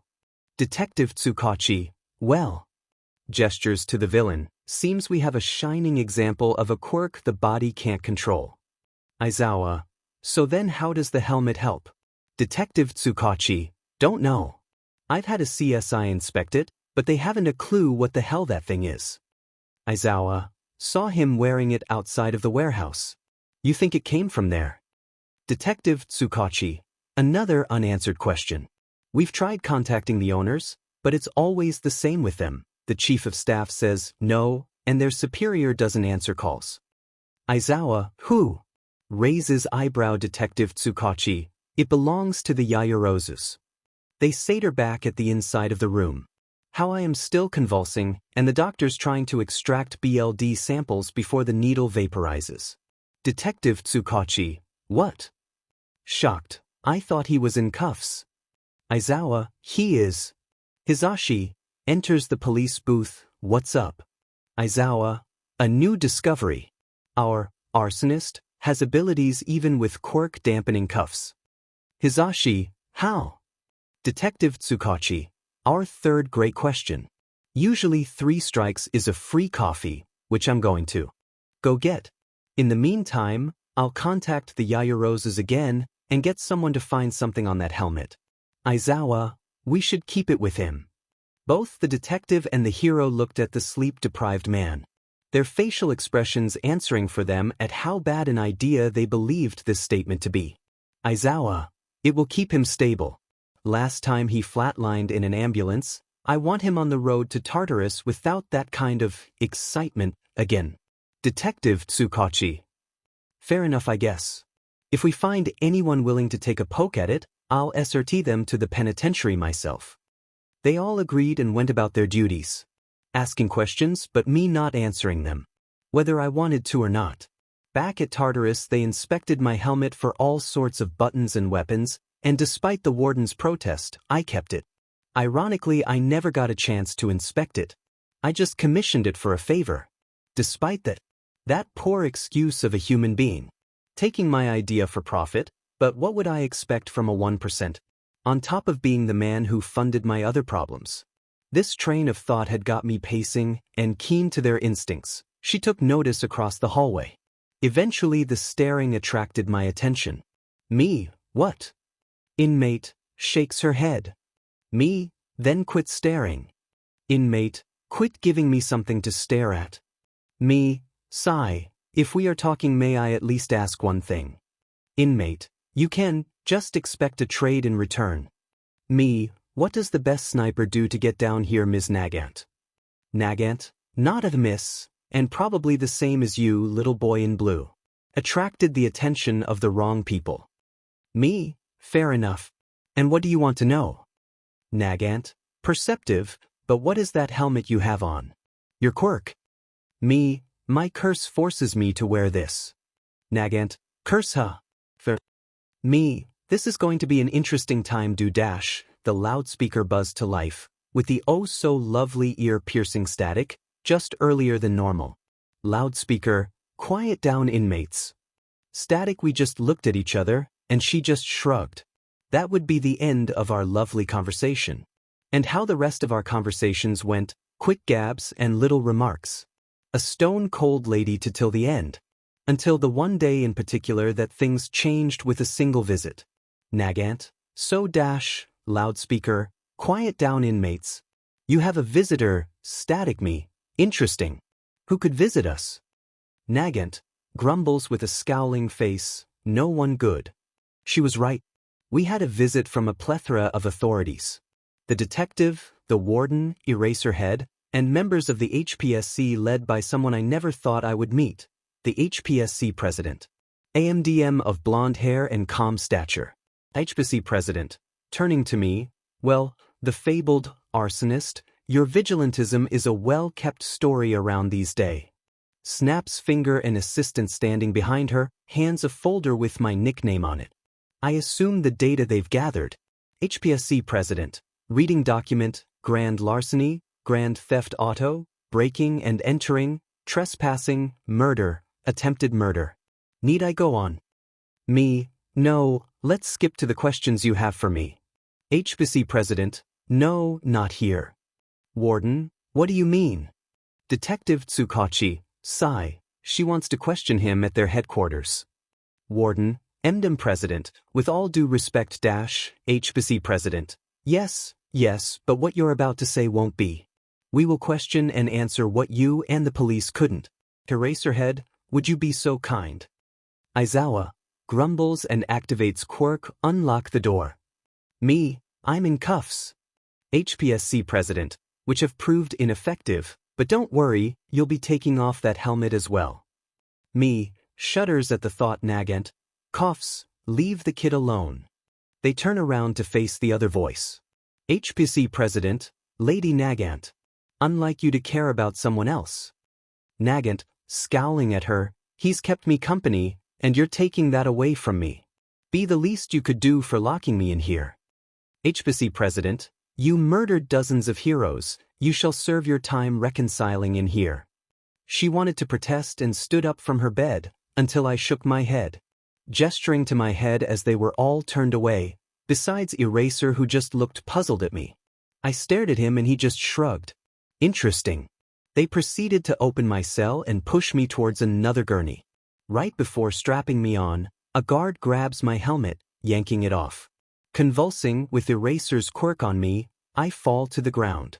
Setting off the alarm in the facility for quirk usage as my fingers also start phasing through the ceramic floor.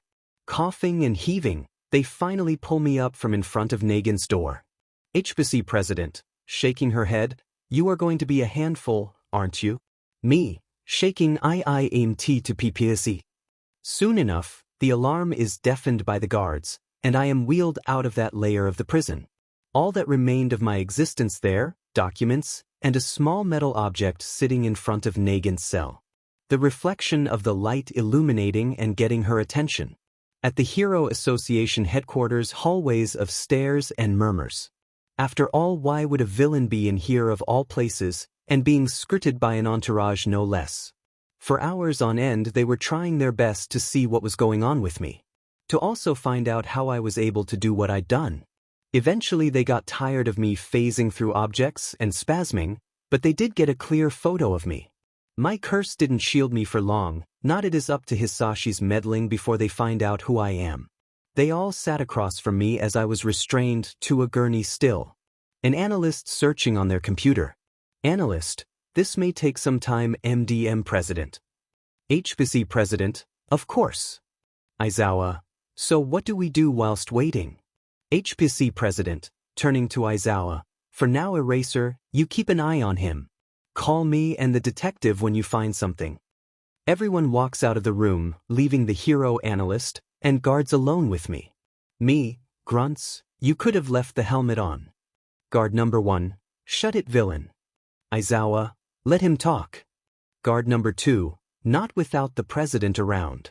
Izuku, whom said to call her staring daggers at the guard, let's ask him a question if he feels up to it. Me, if these two leave, yes. They objected, only to be met with the logic of how many cameras were in the room, and a disgruntled hero. Finally leaving, the analyst decided to continue her search outside. Izuku, well, We're alone now. Me, much appreciated Mr. 𝐮𝐬𝐴. 𝐮𝐬𝐴, you know my name Midoriya. Me, same as you know mine, I've done research. 𝐮𝐬𝐴, on that note, seeming we can drop the formalities. Deactivates quirk. My quirk doesn't do much beyond those cuffs, and I need a rest. Uses eye drops me, sarcastically, happy to help. 𝐮𝐬𝐴, so why all this? Gestures to me, I commissioned this helmet, and its prototype got stolen from me. I needed it back. 𝐮𝐬𝐴, why is it you convulse and spasm the way you do? Is it your queer-me, curse? You mean curse? Turns and stares at 𝐮𝐬𝐴. So it is. Very well. Readjusts scarf me, but I will say, I aim to be out of here. I don't want to hurt a good hero like yourself. 𝐮𝐬𝐴, despite the obvious problem that presents, didn't stop you from attacking me. Me, rhetorically, incapacitating you. 𝐮𝐬𝐴, 𝐂𝐮 phone rings, and he picks up, hello, Detective 𝐬𝐮𝐭𝐡𝐨𝐫. 𝐮𝐬𝐴, Nagant escaped. 𝐮𝐬𝐴, how? Detective 𝐬𝐮𝐭𝐡𝐨𝐫, don't. Secure the arsonist - voices in the background murmur HPSC president. Is this eraser? 𝐮𝐬𝐴, yes MDM president, I am securing the. Looks at me. Villain. HPSC president, good. I'll meet you when I can. 𝐮𝐬𝐴, hangs up, looks like we dash. There was a breaking sound of rubble and splatter from the wall as dust collected in the room. 𝐮𝐬𝐴 looked to see a small hole in the wall. Tracing it to the lower half of my gurney. Sticking out there laid a purple bullet-shaped twirl that pierced and broke the cuffs restraining me. Me, how about that?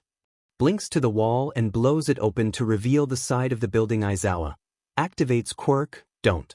Me, sigh, how about a deal? Turns around, meet me in front of the east side of UA tonight. 𝐮𝐬𝐴, tell me why or why I should even trust you. Me, consider it thanks for not telling her about my name.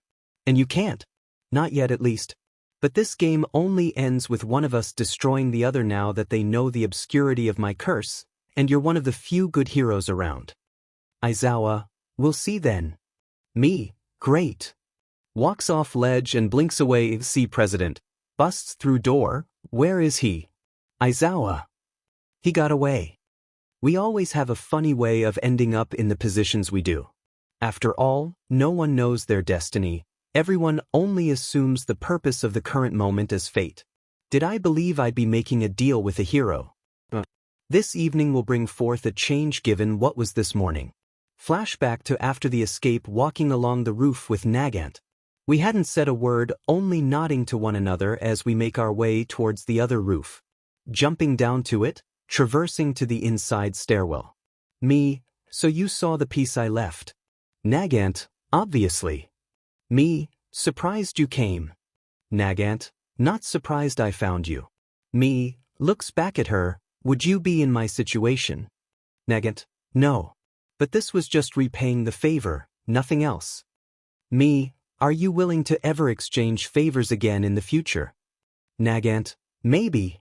Finally reaching the bottom floor, we exited out the back of the building. Taking Spirit ways with a nod. Reminded me of 𝐀𝐮𝐿𝐱 who helped me escape a compound a long time ago by being a distraction. Albeit she's much more attractive than Special Forces, she has the same demeanor. Time to make my way towards UA. I need to scout my future location. An hour before the meeting, staring at the Great Wall of UA. A dream in it of itself to be here. The gate of which many great heroes have walked and come from. Always wondered what people would think if they started rehabbing villains. As much as this country loves the notion, they think prison will do it. Peculiar but understandable thought process. Me, I always wondered what it'd be like to go here. 𝐻PSC, why don't you? I turn around to see an average man with spiky hair covering his face. 𝐻PSC, interesting helmet you got there. Custom. Me, chuckles, I doubt it. I might wish upon a star, but doesn't mean it'll come true. 𝐻PSC, you never know. I mean, it's not as if you're a criminal, are you? Laughs and slaps his knee. Me, not to say it's my proudest moment. But technically I am. 𝐻PSC, stops laughing and deadpans. Sorry. I didn't mean to dash me. All good. Holds hand up. Promise. I just want you to understand my thoughts if you're keen to ask. 𝐻PSC, you steal something, or me, both. Sadly. Hangs head, and I never really atoned. 𝐻PSC starts getting on edge. Are you planning to do it again? Me, if you're a hero, then no. Laughs once 𝐻PSC. Well, let us say I am not. I just sat there for a second, and even chuckled a little. But his tension began to ease at that. Me, I don't know why I am even here opening up to a complete stranger. 𝐻PSC probably won't see me again, and I'll make a deal with ya, I won't tell the cops. Me, alright then. There's someone who deserves their just desserts for helping to destroy my life. 𝐻PSC, I understand. My adopted son was abused by his parents. He has a train quirk, blew up his house when he reached a breaking point. Me, guess I know why I opened up. You understand. I guess. The wind blows along the street and eventually the two take a seat on a nearby bench and continue their chatting. 𝐻PSC, if I can open you to one piece of advice. Don't. What will change if you go down that path? What will give them a greater punishment? Justice or death? Me, younger me would be ashamed, but I can't understand the difference anymore. 𝐻PSC, then maybe you should go to this school. Looks at the stranger me, shocked and looks at him. What? I just said I wanted to commit murder. Why should I? 𝐻PSC, look. Puts hand on the stranger's shoulder. If you're here for me to talk you out of it, I won't. Believe me when I say you should come here. Most the kids I see, despite being called adults, they come here for poorer reasons. Sure, they say that they want to save people. Sure, it's been said that they will help prevent trouble. But a lot of the time it's for fame, fortune, and in awful cases, power. Me, I already had bad faith in heroes. Doesn't fill me with resounding confidence. 𝐻PSC, focus on the good, and focus on yourself first. You would be one of the few who came here for a personal reason that isn't selfish. If that makes any sense. Me, not really. 𝐻PSC, you'd be coming here for a chance to redeem yourself. Not necessarily from what you were, but maybe from what you would become if you weren't here. Me, the oh-so-famous redemption mentality. 𝐻PSC, look at me. Me, turns to him. What? 𝐻PSC, the world is shitty enough. Why let that make us even worse? Look, I won't tell you what to do. But try to gain some semblance of thought from my words. Even if just to improve how you might think, an outside perspective can be helpful.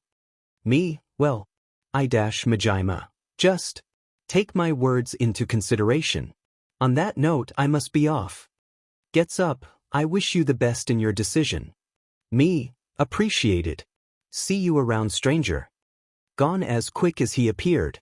The stranger took his leave, heading towards what I assume would be his home. And soon, I would head towards the east end of UA so that I might meet with the other hero. Once night fell upon us as the sun set. I felt his eyes watching as I stood next to the alleyway. Me, I can now your zapping. My quirk 𝐒𝐮𝐬𝐴. Dropping down he approached. Still hesitant of my presence. He approached with his calm, collected demeanor still upon him. Me, composing myself, I promise, I'm just here to talk. 𝐒𝐮𝐬𝐴, you said it yourself, I can't trust you. Me, yet at least. Motions with hands, deactivate your quirk. And let me take this off. 𝐒𝐮𝐬𝐴 just nodded in response after brief moment of pause. Taking it off I felt uneasy, but not having strained my quirk in a little while, I could hopefully continue. Me, I have given thought as to what my future will hold. 𝐒𝐮𝐬𝐴, that being. Raises eyebrow. Me, deep breath, I have one goal left. Just one. Help me get justice, and I turn myself in for good. 𝐒𝐮𝐬𝐴, vengeance you mean. I know you have no problem killing. Me, would you or rather I become a vindictive hero? Chuckles while coughing, maybe not that, but someone worth saving. 𝐒𝐮𝐬𝐴, what are you doing here, rat? I noticed some people around the campus, and I decided to investigate. A small white mouse standing on his hind legs, wearing a suit, came marching towards Me, well, I didn't expect this. Mouse, I wouldn't have thought you would. I am 𝐻𝐮𝐬𝐽, the principal here at UA. How would you like to come here?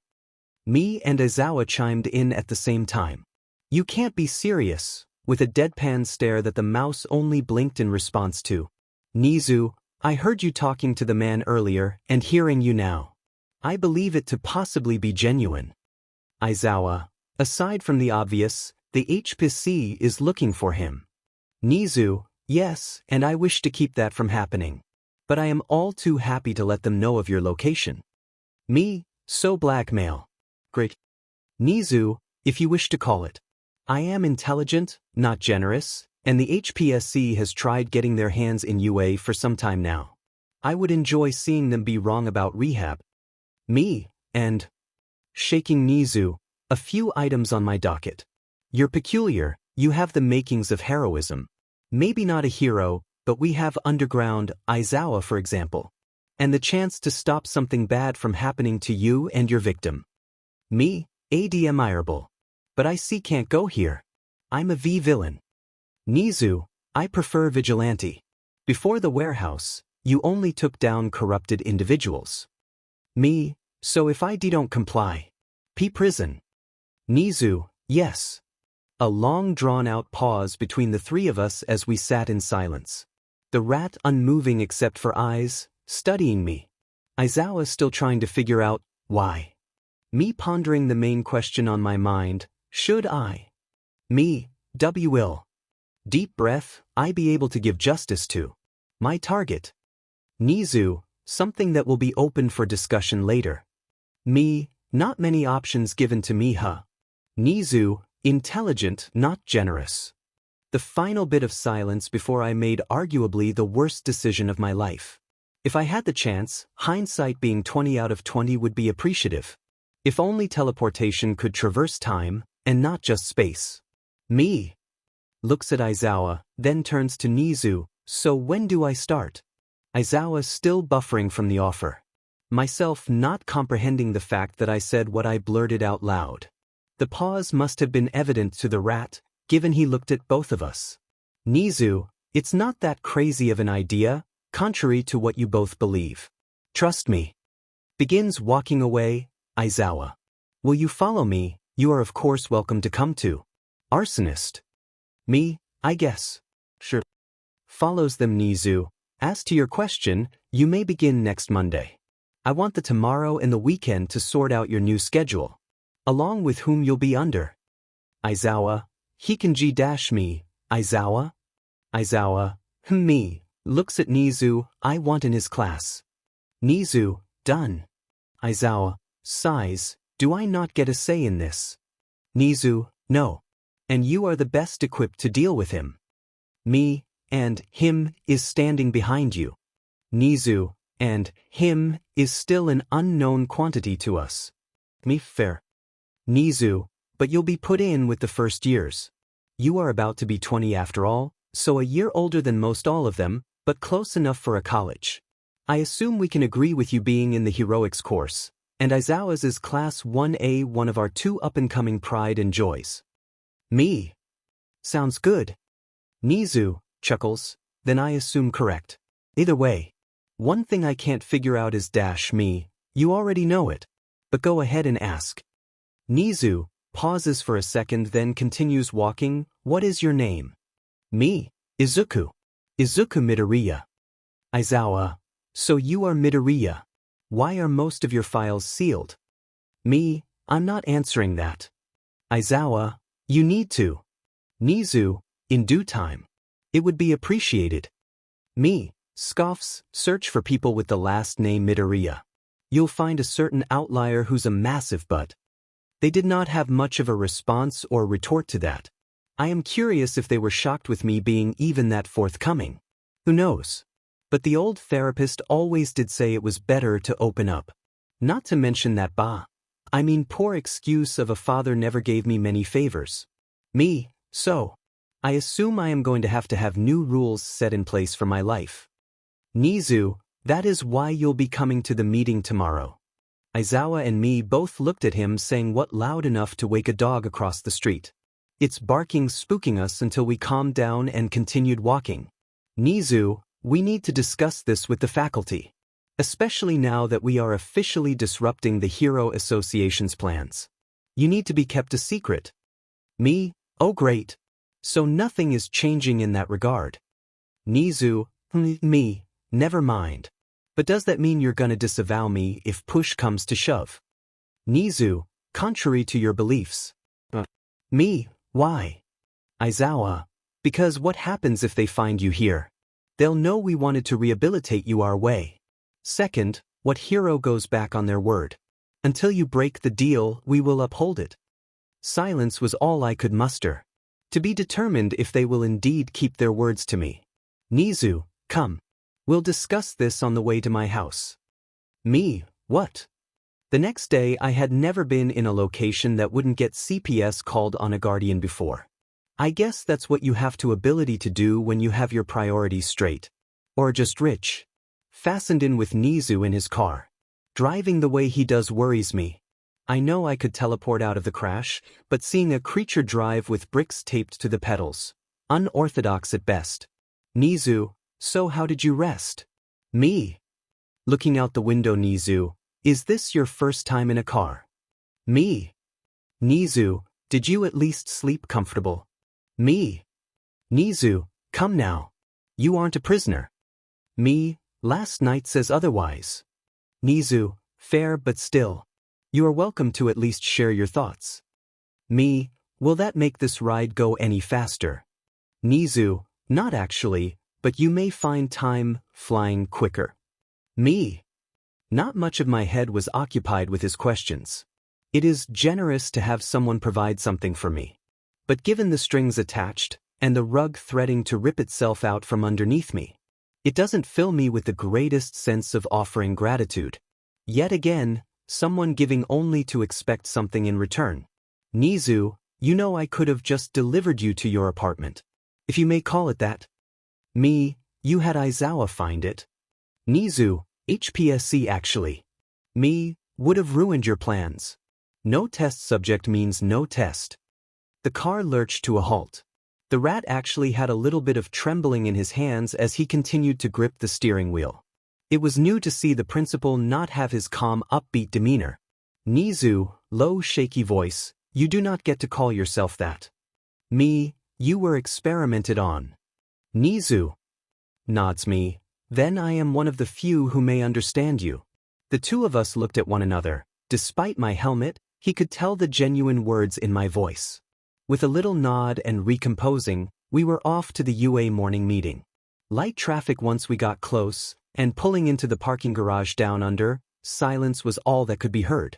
Once out of the car we walked to the elevator. 𝐻𝐻𝐬𝐬, maybe one day. We swap stories. Curious look me. Maybe. Scratches the back of my head traveling up to the base floor we run into 𝐼𝐮𝐬𝐽. The three of us make our way towards the main hallway of the building. Soon to be on our left. A set of doors, one after the other, that led to the meeting room. 𝐼𝐮𝐬𝐽 walked all the way through, voices I could hear on the other side greet him, whereas 𝐻𝐻𝐬𝐬 stopped me. 𝐻𝐻𝐬𝐬, hold on. Before we go in there I need to check if you remember. Me, yes. I'm not to reveal my last name being Midoriya. Under no circumstances do I reveal I am a vigilante. No trying to kill All Might. And keep my powers to be simple energy manipulation. 𝐻𝐻𝐬𝐬, well that last one is subjective. You could be tested. Me, I am good. Thanks. 𝐻𝐻𝐬𝐬, but, a side note. I was brainstorming this last night. We are gonna call you my son. Me, absolutely not. 𝐻𝐻𝐬𝐬, it's either this. Or you're gonna have 𝐼𝐮𝐬𝐽's last name. And he'll be less pleased with this. Me. 𝐻𝐻𝐬𝐬, you will be staying at my place. At least until you gain more suitable accommodations. We are planning to usher in a dorm system soon.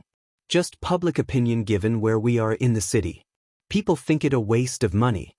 Me, no one. And I mean no one besides staff, find out. I'll go by Izuku or an old name to everyone. 𝐻𝐻𝐬𝐬, very well. What is the old name though? Izuku, I got called Deku. By an old acquaintance. 𝐻𝐻𝐬𝐬, that is. Unpleasant. Izuku, he was right. I just accepted the nickname. 𝐻PSC, very well. We walked into the meeting, and to the surprise of many, they all turned to see the hooded figure behind the principal. I guess 𝐒𝐮𝐬𝐴 didn't say anything, but we got to see a plethora of heroes. A grim yellow-haired man, almost a walking skeleton. A purple-haired lady showcasing way too much of herself, but that's the R-rated hero for you.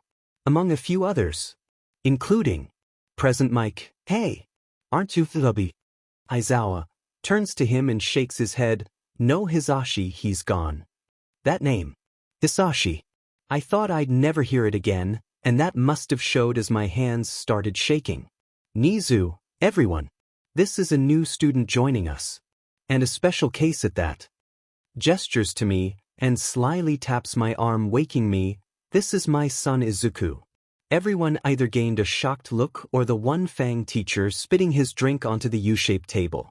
Me, good morning. Midnight, since when? Who is she? How long ago? 𝐻PSC, Nemuri. Please. I would prefer we keep this to ourselves. We value our privacy, as you can guess, given none of you besides 𝐒𝐮𝐬𝐴 knew. As well as, we hope no student will know now. Fanged hero, why is this being brought before us now? 𝐻PSC takes a seat and gestures me to come beside him. Vlad, he is the one whom was stolen from by that recent villain attack. This is the helmet the villain was after. Vlad King, I see. But why 𝐻PSC, please? I simply wanted to introduce him, and given his name is 𝐻PSC. Present Mike, so whose class is he going in? Me, I'd like to go into the hero course. Everyone was curious that I spoke up to this question. Vlad King, so my class. 𝐻PSC, we are planning to implant him with the first years despite being slightly older, and 𝐒𝐮𝐬𝐴, he's in my class. Vlad, hold on now. 𝐒𝐮𝐬𝐴, no, we need one more to get to 20. He's it. 𝐻PSC, very well. Turns to me. There are a few things that the teachers need to discuss in private. Izuku. Follow 𝐒𝐮𝐬𝐴 after the meeting. Me, okay. Nods, leaving the room with that note. I waited till about 30 minutes left before the doors would open to the students. And 𝐒𝐮𝐬𝐴 came out ushering me along with his finger wave. 𝐒𝐮𝐬𝐴, from 8 you'll already be in this class, but given whom you'll be arriving with, I presume you will always be first. This class is obnoxious at best. They came together at the start of the semester 2 weeks ago. You already know what to and what not to do. Me, first time I'll have actually been in school since sophomore year though. 𝐒𝐮𝐬𝐴, really? Raises eyebrow, we have tutors I guess. Me, they'd be wasting their time. I'll keep up. He just nodded and showed me to a door. Big door too. With 𝐶𝐿 stamped on it. Opening up to find 20 desks adjusted to face a giant one in front. 𝐒𝐮𝐬𝐴 just grabbed a sleeping bag and gestured to one desk in the middle left of the orientation. 𝐒𝐮𝐬𝐴, don't wake me up. I'll get up when the robot says something. Zipping up his bag and laying down, I just nod and take my seat. A peaceful couple of minutes pass by. Then the door opens. Who are you? Turning to the voice at the door, 3 girls entering the classroom. One of very pinkish complexion. I'm not gonna like her at all. A girl with a very flat expression and tongue lightly dipping out her mouth, and a taller girl with a very flashy ponytail. That last one carries herself very dignified, probably the robot 𝐒𝐮𝐬𝐴 meant. Pink girl, you gonna answer me, or is that helmet meant for staring off into space? Ponytail girl, Mina. Whispers, that's not nice, plus notice the seat he's in. Tongue girl, Caro, the empty seat. Pink girl, turns to ponytail, I'm still curious. They then all turn back to me, but at this point I'm just trying to ignore them as I face the front. Pink girl, rude. The tall girl walks over and reaches to tap me on the shoulder.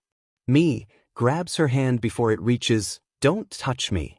A small red glare can be seen from right under the desk. Ponytail girl, yanks hand away, I was only trying to get your attention. Jeez. Pink girl, Sue, he can speak. Ponytail, Mina. Turns to me, are you a new student? I just turn to her and nod. Seeing her closer, I get the feeling I've met her somewhere before. Tall, good figure, Flashy ponytail but dignified posture. Glistening cufflinks that the other two girls don't appear to have. Some rich girl, I presume. Tongue girl, are you a transfer from another school? Me. Pink girl, are you gonna answer any of us? Me, let me sit in peace, Pinky. I've already answered one. Pinky, great, another 𝐒𝐿𝐵𝐿. I turned slightly to her saying that name. Been a long time since I heard that, but odds are the rabid dog didn't make it past high school with his temperament. Tongue girl, I'm 𝐒𝐮𝐬𝐴𝐵𝐿. Can we ask your name? Me, you can. Doesn't mean you'll get an answer. Ponytail mumbles as she sits right behind me, it would be common courtesy. Me, and the teacher is going to have me introduce myself anyway. I don't care to talk more than I'll have to beyond that. 𝐮𝐬𝐴, understandable. By this time more students keep walking into the class. 8 minutes left till the bell. A couple of guys walk in, including a bird which stares at me for a few seconds before shuddering and muttering something about darkness. Also another guy who comes up to introduce himself as Ejiro Kirishima. Another loudmouth. By this time a large amount of the side conversations have or do include who the mysterious new classmate is. Until, out of my way extras. Me, oh great. A few were startled to hear me speak, but most everyone was drawn to the but walking through our door. A little more frizzled than I remember him, but seeing as he's late, which is new, I understand what happened. I wonder if he'll remember me, given he has the brain of a grape. 𝐒𝐿𝐵𝐿, what are you all staring at? Kirishima, Baku bro. 𝐒𝐿𝐵𝐿, what do you want, shitty hair? Kirishima, was me, for you to shut up. One of the students gasped, which summed up all their reactions. Except for one. 𝐒𝐿𝐵𝐿, who the hell is this extra? Begins walking towards me, why are you sittin' behind me? Me, 'cause it's the only seat left, so take yours and give us some quiet. Pinky, new guy's been here all of this morning and already has your personality pegged. Laughs hysterically 𝐒𝐿𝐵𝐿, why don't I make you move then? Pops explosions in hand right before I look up at him, another person comes through the door at the last minute. And I take it back. Ponytail ain't. The robot, it's the schmuck. Robot. I am so sorry, 𝐶𝐿𝐴. Bowing repeatedly, I will strive to never arrive this late again. 𝐶𝐿𝐴. Groans and gets up. Ida. You're still 2 minutes before the bell. Take your seat. Turns to 𝐒𝐿𝐵𝐿 and me with his quirk on, and you too, no fighting. Me, looks at 𝐒𝐿𝐵𝐿, so be a good boy. Sit. 𝐒𝐿𝐵𝐿, why you little dash? He is immediately restrained by 𝐮𝐬𝐴 utilizing his scarf. This is going to be an interesting class. A mixture of a hothead, creeps, clueless imbeciles, and quiet folk. Now I am glad I skipped the rest of high school. Nothing changed. Once everyone took to their seats, the robot piped up again. Ida, raises hand, Mr. 𝐮𝐬𝐴, who is our new student. It is shameful of a hero school that we are unaware of all our immediate colleagues. Turns to look at me, you and I are not gonna get along. 𝐮𝐬𝐴, quiet. This is a late transfer student of ours. Looks to me and motions me up to the front of the class. If you all would be so kind as to fill in your classmate as to who you are. He'll introduce himself when you're all done. Lays back down me, grabs the teacher's spare chair and sits up front, asks in anticipation, well. They all go down the line and rows of students, a few throwing side remarks. Bird guy, I am 𝐒𝐮𝐵𝐿𝐴. I sense great darkness and pain from you. Flat face, ignore him, I'm ♦ Me, he isn't wrong, his instincts serve him well. Heterochromic, me, your name. Heterochromic, 𝐀𝐮𝐭𝐡𝐨𝐫. I just nod to him and he nods back and holds a quiet posture. At least one person here is bearable. Leaving off where we did, we continue the list of classmates. Finally reaching to the girl right behind me. Ponytail, stands up, I'm �Momo. The syllables escape her lips and it must have became obvious to 𝐮𝐬𝐴 at that moment of what would happen if he didn't intervene. He kicks my chair as he gets up. 𝐮𝐬𝐴, folding his sleeping bag, thank you, you can sit down. Turns to me, now if you would be so kind, kid. Glaring at me with his quirk on me, My name is Izuku. Bakugo perked up at that name, before grimacing at my looking at him. Mina, Izuku. Gesturing her hands in anticipation me, one of you only gave me your first, why do I have to? Everyone kind of grumbles, and one person looks at 𝐀𝐮𝐿𝐱 and states a sarcastic comment. Before I snap at them from behind them. This shocks everyone, aside from the few who figured it out. Momo, teleportation. Me, not quite. Blinks back to the front, I can manipulate a few things. That's all you need to know. Mineta, come on. Aizawa, quiet. It's close enough, but that's not all. The class is stunned silent. Aizawa, now, before you go sit down. Me, looks at Aizawa. What? Aizawa. Students, looks at the class. This student is here on a special academia situation. Truthfully, this is his punishment. Ida jumps up with a few other students. Sir, why is UA harboring a criminal? Momo, concerned look, I concur Mr. Aizawa. Aizawa, quiet. Pinches the bridge of his nose. UA is offering a chance for him to serve out punishment with his situation, not completely villainous, but either this or community service, and the principal pulled some strings. Me, couldn't do much even if I wanted to. The rat watches me like a hawk. Azui, Me, why? Jiro, you're a villain. Me, and none of you have anything I want, or the ability to pique my interest. Bakugo, are you looking down on me? Cosmo. Me. Raises hands palmed together, I don't even know where to begin with that. So yes, Aizawa, enough. I've lost more sleep than I care to count because of this. Look points at me, do not antagonize this situation. Just treat him as another student, but he will have different allowances. Today is our second round of heroics training. Get suited in your hero costumes. The class leaves, half staring daggers at me or shying away from my helmet's gaze. Aizawa, you area problem child. Me, laughs, you would not believe me when I say you're the second person to call me that. Aizawa, let's go get you a gym uniform. You keeping the helmet on? I just look at him and he nods. This is going to be an interesting first day. I was not permitted to change with the other students. A simple stall in the men's room was that became needed with my constraints. Albeit I could still keep my helmet on. To which the smarter kids started having thoughts of curiosity when I pulled up their rear to the training site. ####, welcome young heroes. Me, can he be any louder? Aizawa, tailing right behind me. Yes he can. We both then grimace to one another. The macho man staring at us for a quick second before turning back to the class. I could tell he was not stellar about my being there, although which teacher is? All Might, so. Today we are going to actually practice teamwork and heroics. You will all be partnered into teams of 2, and face off against another team in a mock simulation. Aizawa. In short, one team will have to defend an objective, whilst the other team playing the heroes must disarm the objective. Kaminari, it's a bomb. Aizawa, sighs. Now, your teams will be chosen at random, and we will draw lots to determine who is paired. All Might, let us begin. In hindsight, I really wish I had fled from the building after Nagant helped me. Momo, staring at me. Aizawa, now, let's see who is going first. All Might, seems we have. Bakugo and Mineta versus. Me, why do I have a bad feeling? Momo, mutters, maybe because you are one. Me, looks at her, so long as we're being honest with one another. All Might, Yaoyorozu and Izuku.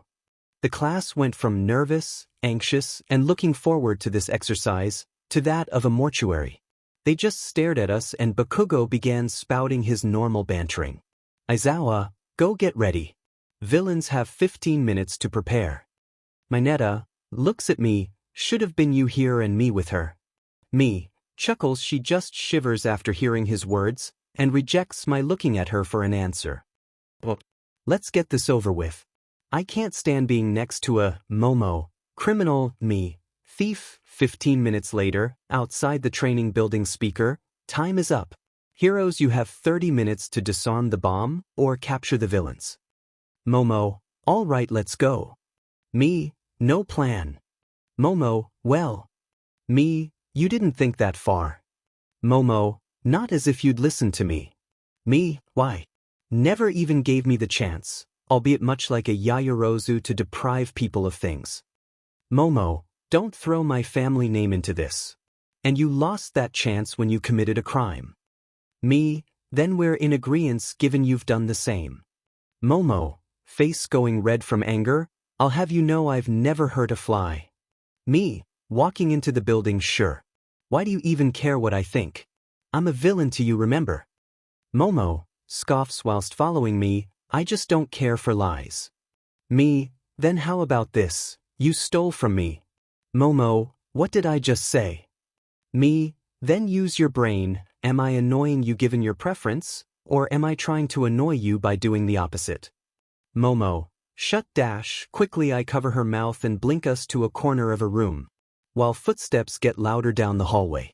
Her refusing to be quiet is getting tiresome, so letting her go and leaving her in the room was what the cameras saw. Bakugo, you hear Cosmo and Ponytail. She hides behind a cabinet, quickly making a gray blanket to match the pulse. Combat seems to be last on her mind, but not mine. Bakugo, scanning the room, cheap to be hiding extras. Me, behind him, or are you just blind, blinks Bakugo, turning around and blasting the hallway. The hell did you say to me? Me, echoing my voice in the hallway, you know what I said. But that's not what matters. Bakugo, popping explosions down the corridors, oh yeah. What does? Looking around me, nothing. At that the entire floor went pitch black dark, as if all the windows and lights were devoid of the ability to show light. Even Momo began to panic slightly as she couldn't see, albeit she was able to make some night vision goggles to see. I just whispered her to run, which aside from spooking her, gave her the motivation to start running for the stairs. Back in the control room, Jiro, why can't we see anything from the cameras? All Might, I don't know. Aizawa, this is not good. Uraraka, Dio, we have something that can see in the dark. Aizawa, not on these cameras, no. The class is pulled back to silence as a huge explosion lights up the hallway for them. Back in the training building, Bakugo, here's her, get over here. Sets off a big explosion in her general direction. The hallway lit up enough to catch a glimpse of her running past, but the last thing he saw before his fear began was me. Me, pulls the flame into a small sphere before putting it out. Bakugo, what? Me, echoing my voice in the hallway, as I said. Blinks right behind him, you do not matter. Bakugo, WHPS around again, Me, catches his fist, covering his hand in energy, not by you.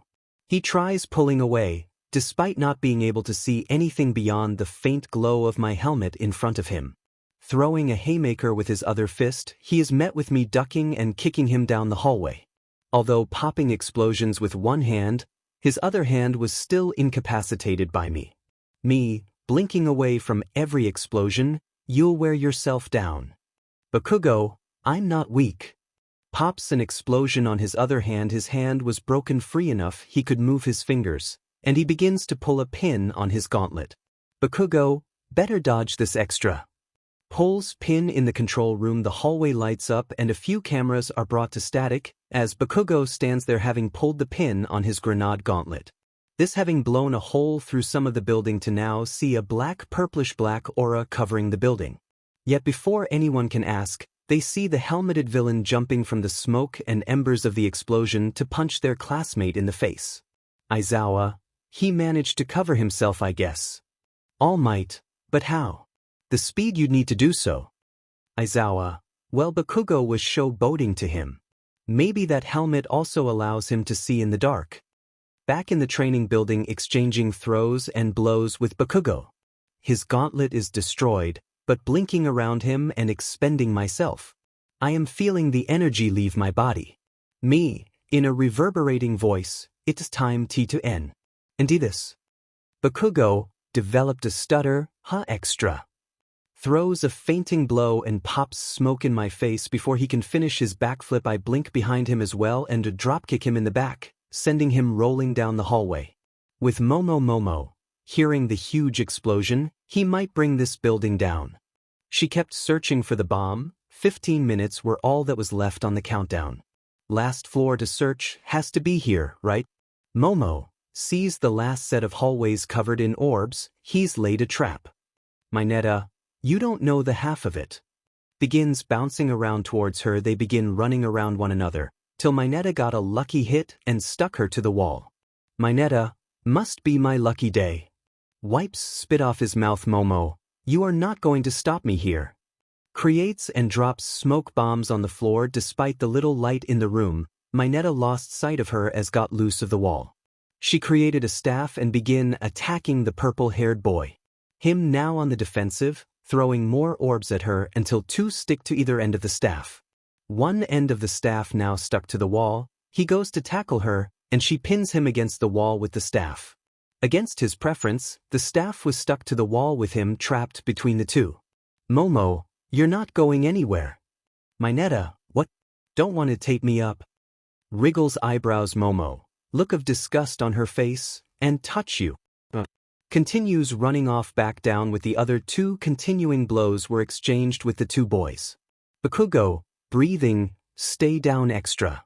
Me, and ever. Bakugo began running at me and used his quirk to accelerate his speed. I put up a wall of energy to stop and push him back, and he blasts it again to destroy it. Rearing back up for another attack, I blink away. Me, falling from above the building, let TSG go 𝐀𝐮𝐭𝐡𝐨𝐫. Blinks teleporting in front of him and connecting my haymaker before he can react, colliding us into the wall and knocking him out.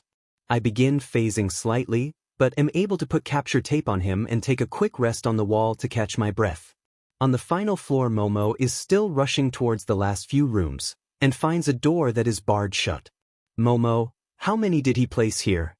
Hears footsteps. Panicking, she tries to think of what she can use to open the door. Finally, she sets up 3 devices that break the hinges off the door, and she runs into it, knocking it and herself over. Albeit too late to her realization, she was now stuck to the floor. Momo, not again. 𝐻PSC, Susu. She turns to see the purple pervert hovering over her. 𝐻PSC, your teammate isn't here. On cameras are covered here. Momo, just capture me and get this over with. 𝐻PSC, smiles if you insist. Though, to her disgust, he just takes off his mask and starts walking towards her, drooling. Throwing a few more orbs to cover her hands and feet. He finally begins reaching towards her waist. Momo, what are you doing? Get away from me. 𝐻PSC, you want this though. She screams for help. But no one came. 𝐻PSC, it's just you and me. Opening her costume. Me, in a reverberating voice, and me. He turns to the door before I blast him in the chest, sending him rolling across the room. Me, it takes a special kind of insect to piss me off. And you've done it. Momo watches in horror as my body flickers like purple static, and I take off my helmet. 𝐻PSC, shaking me, you all asked if I'd do anything. Congratulations on being the first. His screams echoed across the halls to the cameras that weren't covered up by him. Speaker, what is going on in there? It didn't end till the grape passed out, at which point I clicked the button on the fake bomb. Ending the test 1 minute before the timer was to end. I put on my helmet and removed the effect covering the building in a blanket. Momo, shaking, what did you do to him? Me, gave him what he deserved. Picking up his broken body and throwing it out into the hallway, she was too scared to notice her lack of clothing and become embarrassed. I just get her free as she winces, expecting me to hurt her too. Instead, I just help her up. The heroes rush in to find her like this, and me standing beside her. The robots pick up 𝐻PSC on a stretcher and carry him away. Aizawa. Me, I win. The rest of the simulations were put on hold for half an hour as the heroes digested what all happened, interrogating me in the process and trying to question Momo, who was just being useless as usual. Still more recovering from the shock, only noticing her clothing after the bots give her a blanket to cover up with. Aizawa, no. What happened? All Might, yes young one. What was the cause of the screaming and blackout? Me, the blackout was weird. Couldn't tell you what happened there, should get that checked out. 𝐻PSC, it was you but how? Me, do you know that? All Might, can be obvious after all you dash me, are a villain, yes I know. All Might, actually no. Me, what? He just stared at me, seeing me not as composed seemed to make him chuckle, ever feeding my annoyance at this but, 𝐻PSC, you are here under a special program and until you truly break the trust we are placing in you here, you are our student. Me, very well. All Might, yes. Despite my disapproval of your being here, 𝐻PSC is right. You are my student, and I will try to treat you with the same fairness as them. Me, then why the interrogation? 𝐻PSC counts with his fingers, screaming. 3 students comatose. Pitch black. 1 student not clothed. Need I say more? Me, mocking his counting by repeating it, scaredy cat. F fighting. Great question. 𝐻PSC. Ruda. And need I elaborate? He just grumbles at my action, but understands that is the answer he is going to receive from me. All Might, what do you mean by stating young 𝐻PSC? Me, tries to compose myself, the little pervert was hovering over her. When she was pinned. I don't know everything but given his hands on her clothes and not with capture tape. Seems obvious what was happening. The 2 heroes looked at one another and grimaced. First time in a while I saw that Symbol's smile falter slightly. Can't blame him, teaching a lecherous scumbag is probably not his highlight. But in the end we walk away from the building back to the other students. After all teams had went most of the students gave me dirty looks, especially the 𝐻PSC girl. Guess I found who's protective of the thief. I wonder if they are an item. Yet I doubt a Yaoyorozu would let that kind of information go public. Might be worth looking into. Despite those thoughts, after all the teams were done, that was it for the day. We were to return home. And we all began making our way down the hallway to the main building of campus. And then the 𝐻PSC began running through the entire class, knocking aside a few of them, making his way out of our sight in a handful of seconds. All Might, running, have a good day young ones. And then there was silence. Me, turns to look back at the class, he and need 𝐶𝐶 𝐶𝐿 or something. The class just stares at me, a few of the girls giving me a look of shock and disdain. Me, you all are hopeless for this world. Ida, puts hand on my shoulder, that is not appropriate language to speak to students. I just grab his hand, crushing and pulling it off me, turning to look at him. Me, what did I say about us getting along?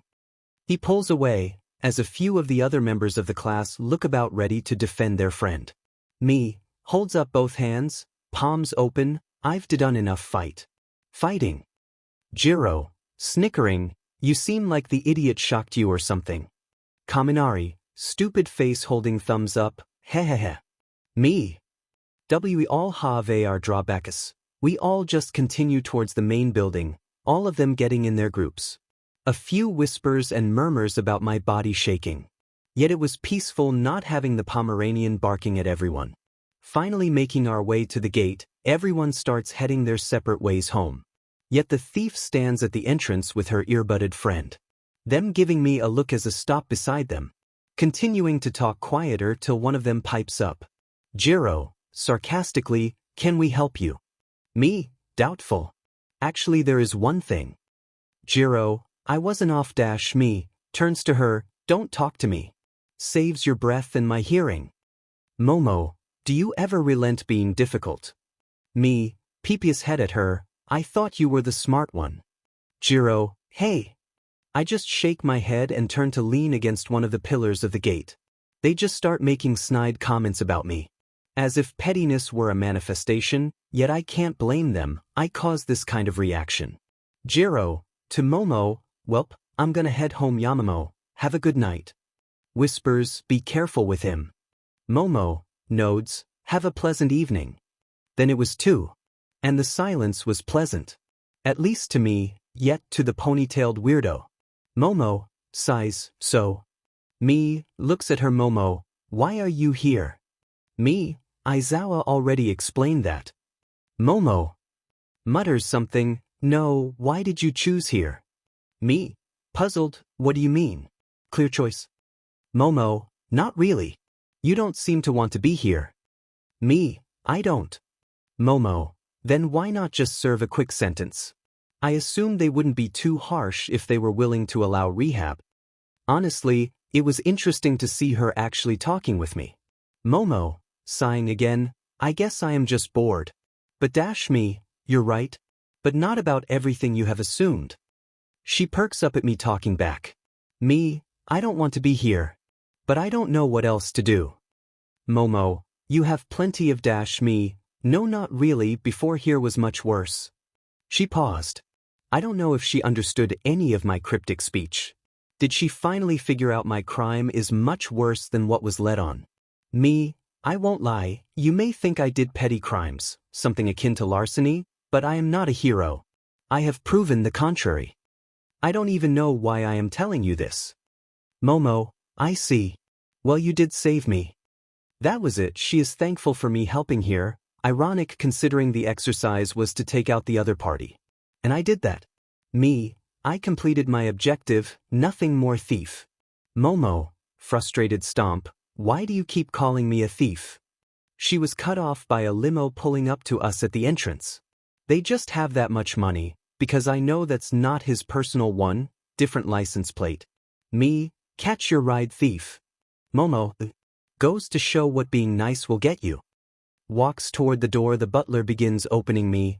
You catch more flies with honey. See you tomorrow, princess. She just turns to me with a dejected look on her face, but no more will to argue. She should just take the progress she made and smile, but oh well.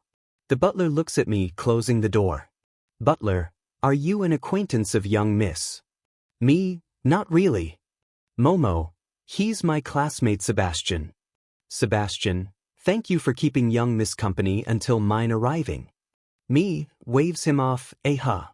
He just nods and walks toward the driver's seat, and the limo begins to drive off. She sits in the back giving me a side eye before it leaves my sight. And finally, I am at silence. Although I wish it would last for a long time. Me, to myself, she is a thief. But I guess I should just focus on him with that sentiment. 𝐒𝐮𝐬𝐴, walking up behind me, and whom would that be? Me, how long have you been here exactly? 𝐒𝐮𝐬𝐴, answer me and dash me, just the man who made this helmet. 𝐒𝐮𝐬𝐴, since you and the other arrived at the entrance. Although, who did make that helmet? Me, define made. 𝐒𝐮𝐬𝐴, I see.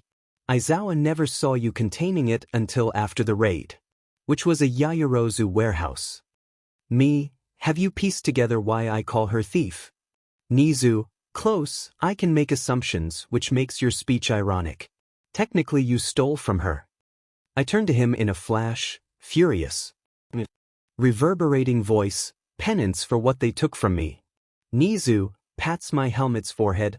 Very well, we can continue this discussion another time. May I at least see you without the helmet?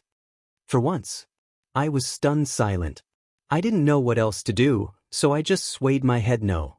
And he just nods, respecting my not wanting to, which is odd. For a principal he actually respected not getting his order achieved. 𝐒𝐮𝐬𝐴, come, we have a ride to catch and a home to go to. I nod and we go in silence from there. In the car a few minutes later I am just leaning against the window. Puzzled by today. A plus side compared to living in the old dump, all things considered. Enjoying not having to actually teleport home the whole time was nice. Albeit I spoke too soon. 𝐒𝐮𝐬𝐴, your teleportation. Could you outrace my car? Me, turns to him, random question. 𝐒𝐮𝐬𝐴, just curiosity. Me, most likely. What speed? 𝐒𝐮𝐬𝐴, let us go with 70 kilometers per hour. Not going full blast. Me, chuckles, underestimating me. But yes, easily. 𝐒𝐮𝐬𝐴, well, I don't know, you haven't divulged anything. I wish to get to know you better. Me, I'm only your dash, air quotations, son lowers hands, on paper. 𝐒𝐮𝐬𝐴, well, yes, but it does not stop me from asking questions. Me, all right. Looks ahead, see that mountain? 𝐒𝐮𝐬𝐴, The one that looks like it is over the horizon, yes. Me, when I can make out a clear picture of the ground, I can teleport over there. 𝐻𝐮𝐬𝐴, fascinating. Your quirk is an amalgamation of abilities. Me, my curse is just that, and a means to an end. My end, he could tell the grim thought of my words, and he didn't press much further. We arrived back at his home, a cozy one-story house with a nice yard in front. 𝐻𝐮𝐬𝐴 pulls in driveway, and we are home. Flashback 𝐻𝐵, get in the house. Kicks a kid in the rear. The boy stumbles into the home, bandaged up, and wincing at touching anything with his wrapped hands. The man dressed in an officer uniform fuming and walking right behind him. 𝐻𝐵, you made me leave base. For this.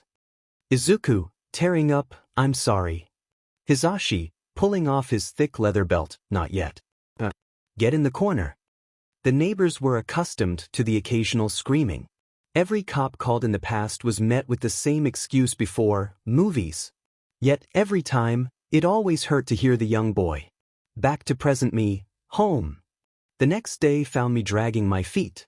Not much sleep was able to be achieved with my thoughts surrounding those memories. Mistake, just echoing in my sleep. The mouse actually said he heard me say that in my sleep once, to which I denied. But he cooked breakfast, made some for me ironically. Still keeping up the appearance I assume. Eventually found ourselves on the road back to UA. No questions came out of his mouth. A welcome change given my mind was focused on other things, especially because it was finally hitting. It dawned on me that this was my new life, hiding from the HPSC.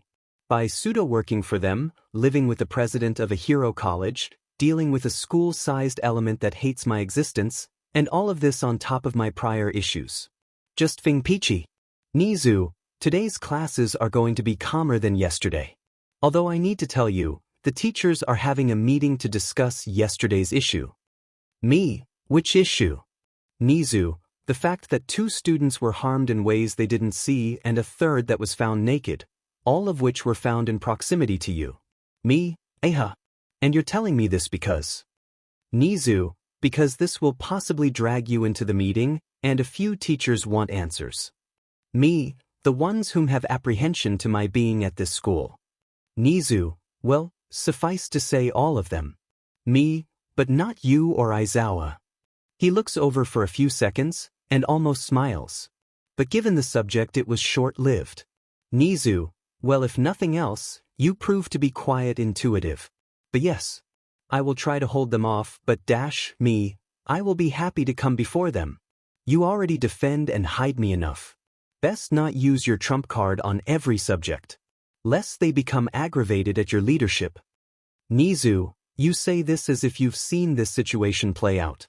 But the question I need answered, or else my curiosity will not cease, why are you willing to go through extra effort? Could easily place the burden of my choice on me.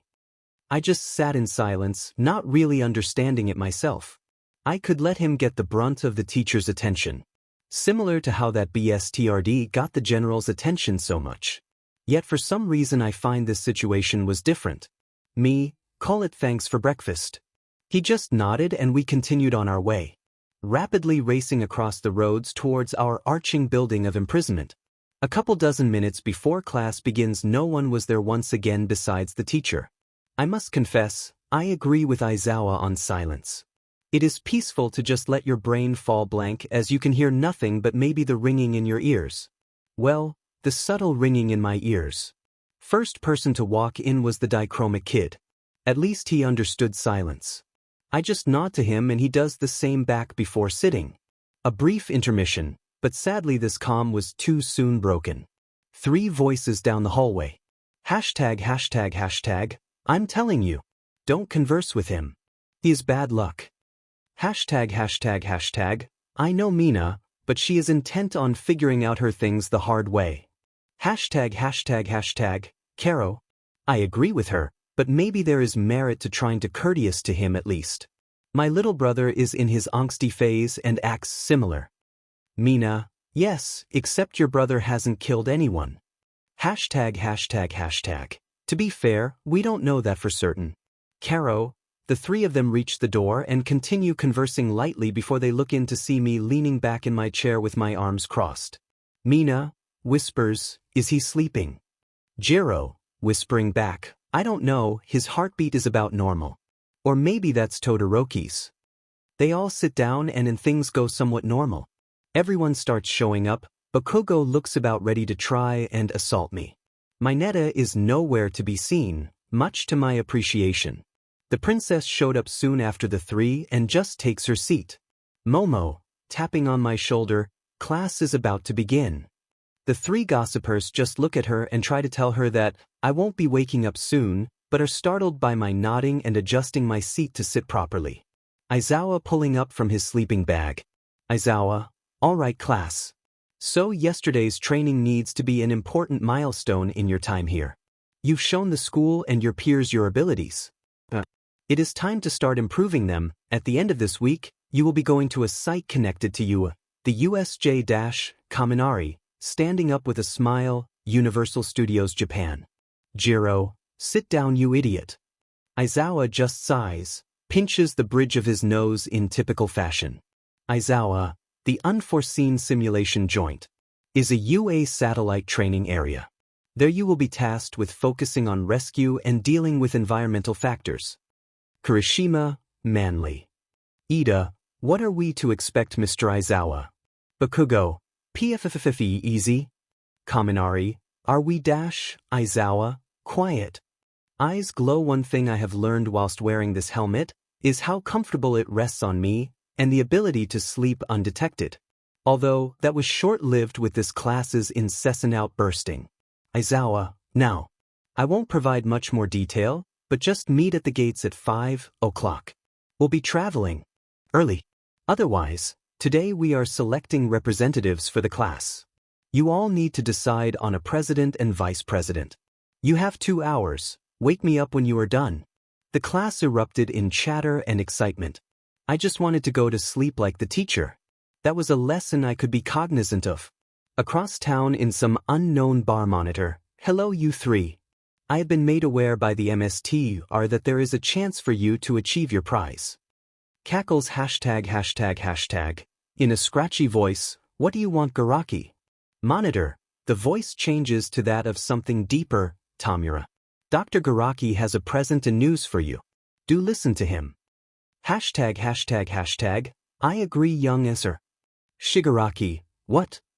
Monitor, "The heroes, including All Might, are traveling to a satellite area at the end of this week. It would be prime time to SRP the heroes of their newest generation, while also dealing with the symbol of peace." Shigaraki, "Interesting. If we eliminate both, it sends a message to the heroes that old nor new can save you. But how are we to deal with All Might?" Monitor, "I will be sending you with a weapon. A beast capable of dealing with the hero." Shigaraki, "I like this." Turns to the third person, a man with a comb-over and glasses, "Grine, go find a bunch of gangs who want in on the action of killing All Might." Grine, "Will do, Kurogyri, if you would be so kind."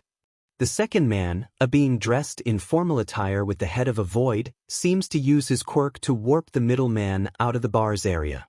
Shigaraki, "Continue." Monitor, "The beast has a few quirks. I'll send you a rundown of its capabilities from my testing of it.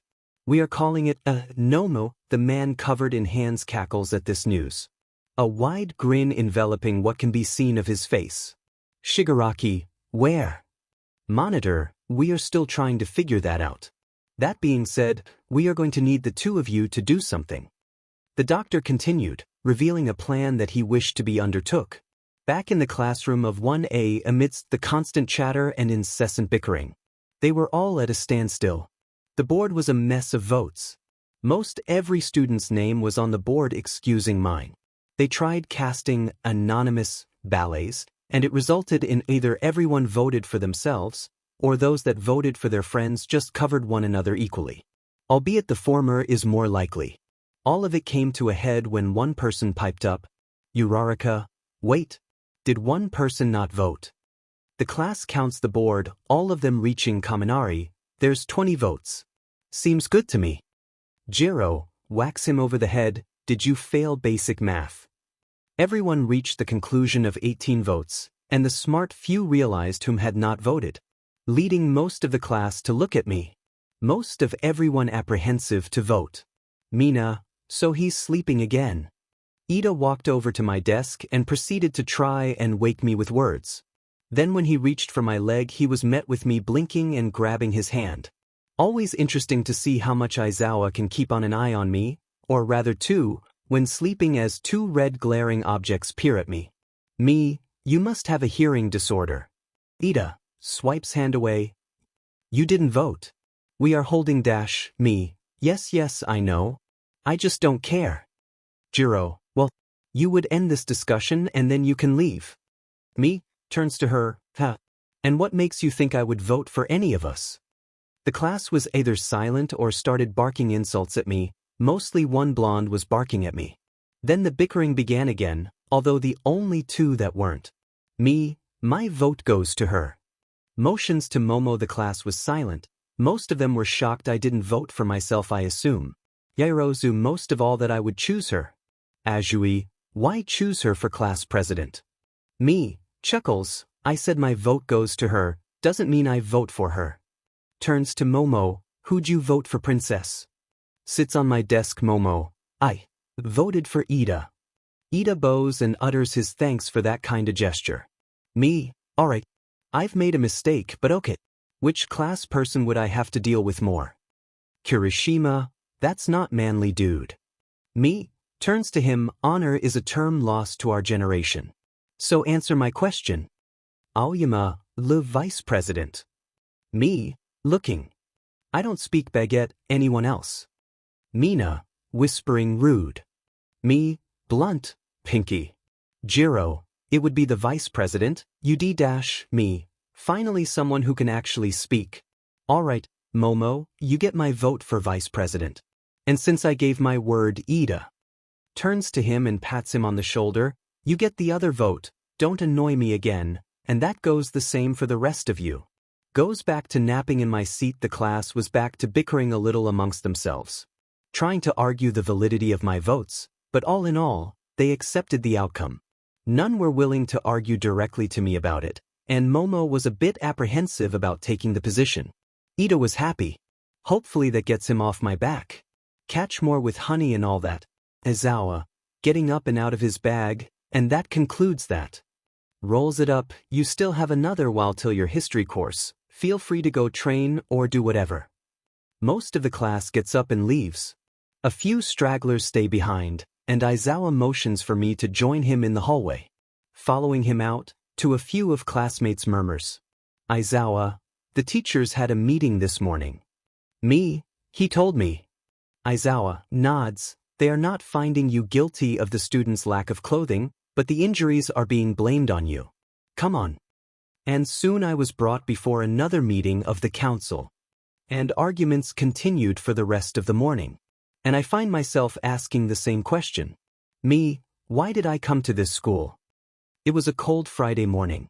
Not one for much celebration given how sleepless everyone was. Arriving at the UA gate a fair amount of time before departure at the early hour. Most everyone lagging and doing their best to support tired bodies with tired legs. All except a sleek-haired robot that can't stop moving his arms. Ida, all right everyone. Single file line onto the bus. I hope you all came prepared. Izuku just grumbled, enacting his classic self, yet waiting for all the students to enter the bus.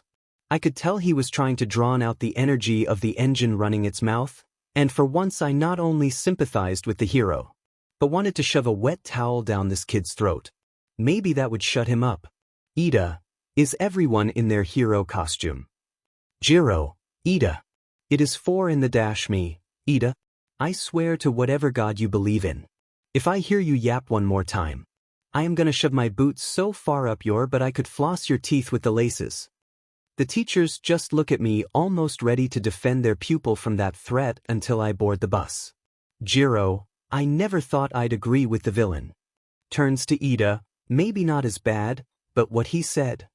Point to me, I just go along, aiming for the rear seat, mainly because it was the one not intersected by the aisle, but it was comedic how many of the petty actions they took to cover their partner's seat from my possibility of sitting in it. Me? All right then. Sees Shoto in the back seat sitting down next to him, exchanging a subtle nod, and we keep to our own.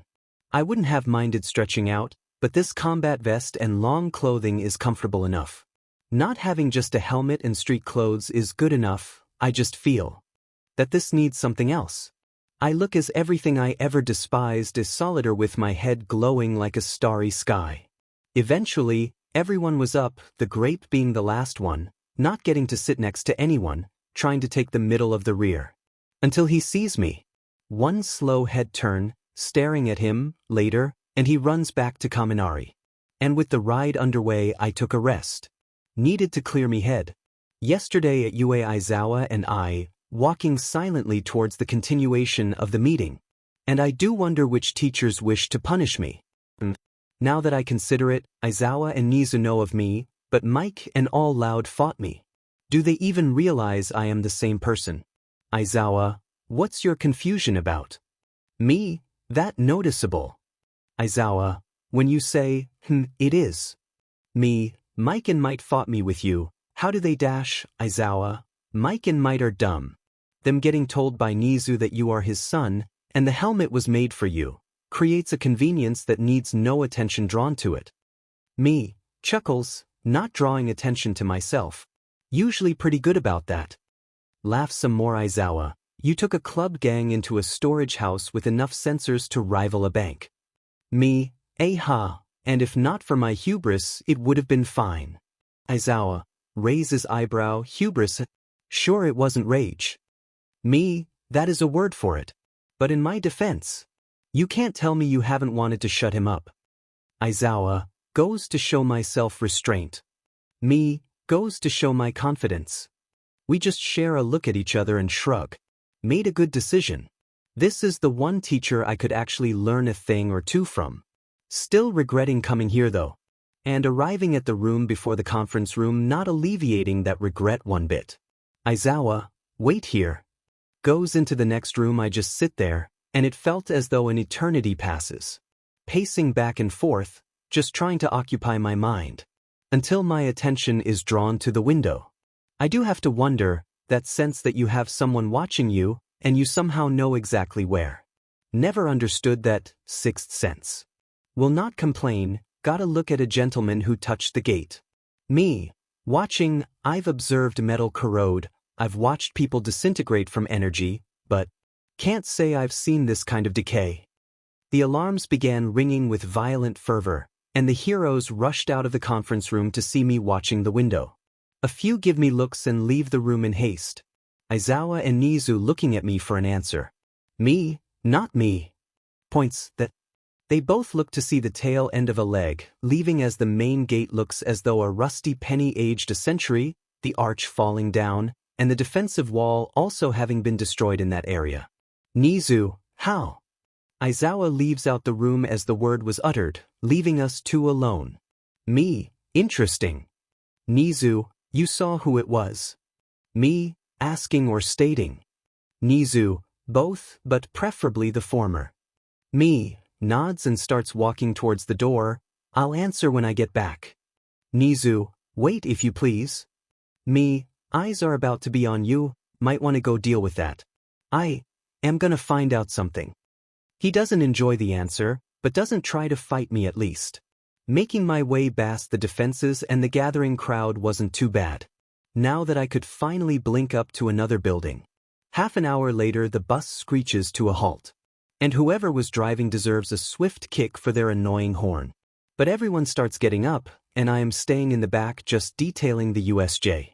Giant dome, almost as if for a sporting event. Aizawa, Izuku, let's go. I just get up, readjust my vest, and walk towards the teacher put out with me.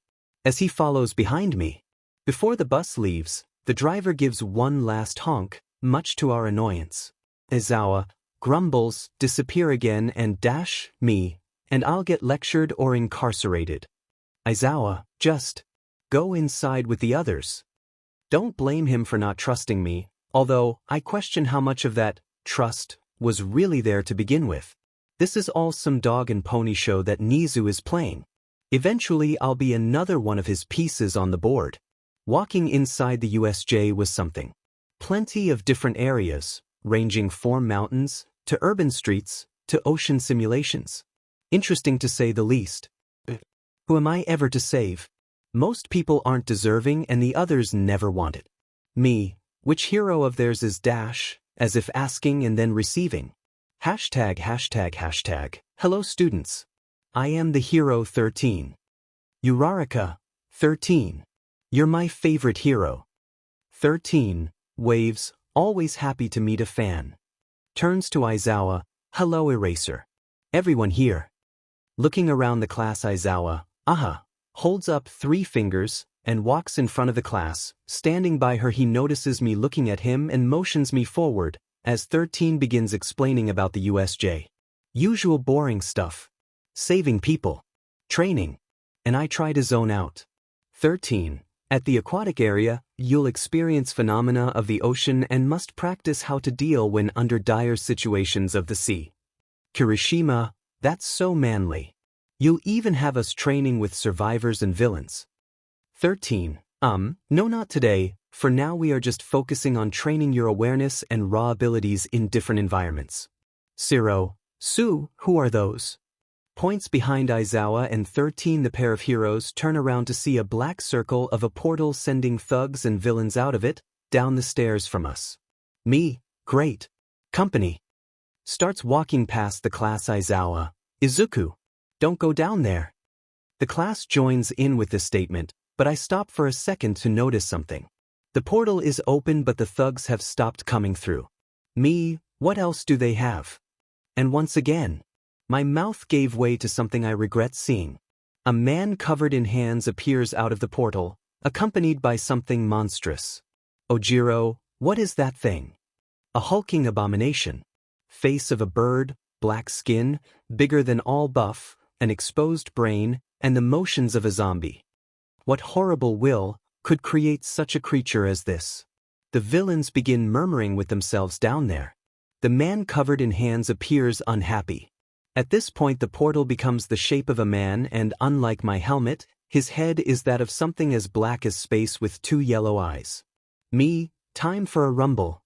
Aizawa, no, time for you all to make your way out of here. 13, I concur, let's go. No. Just as the class turns away, the portal man nods and disappears, reappearing behind the class. Aizawa leaping down the steps, focused on the frontal attackers charging us.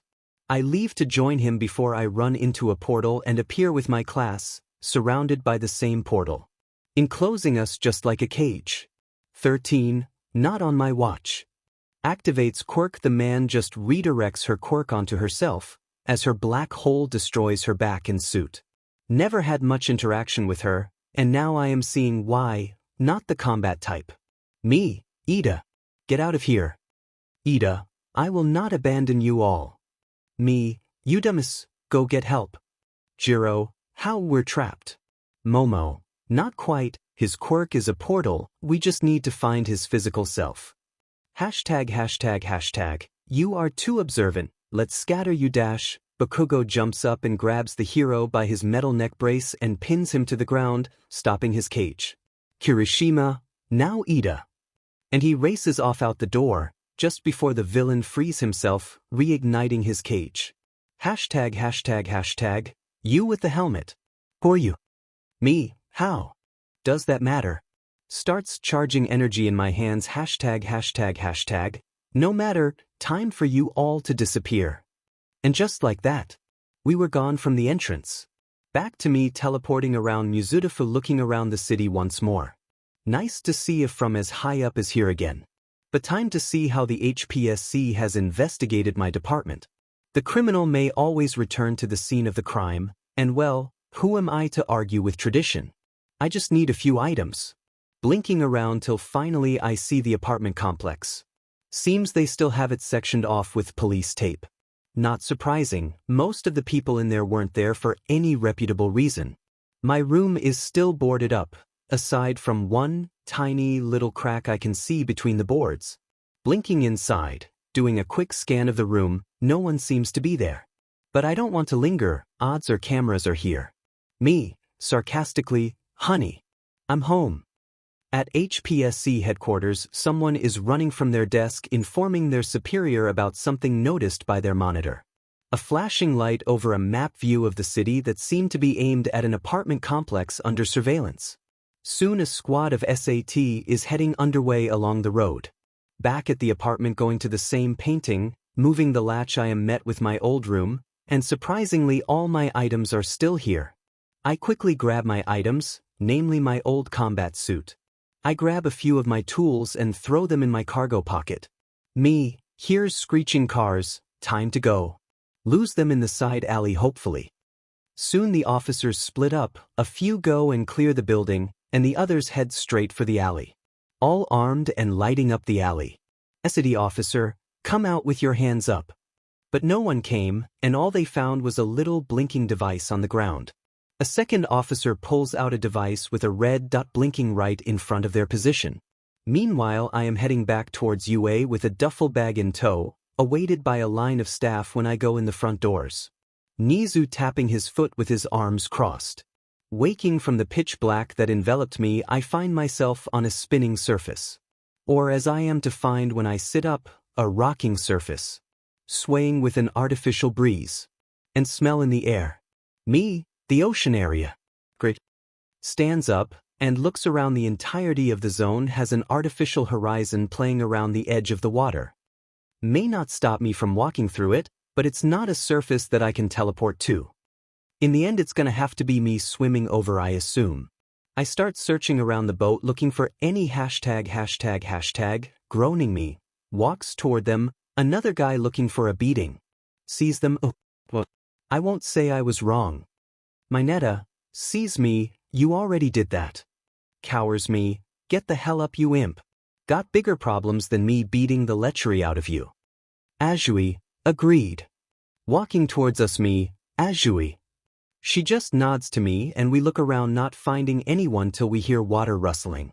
The three of us rush over and find a bunch of shadows lingering underwater. Almost humanoid. Me, did the spacewoman mention animatronic situations?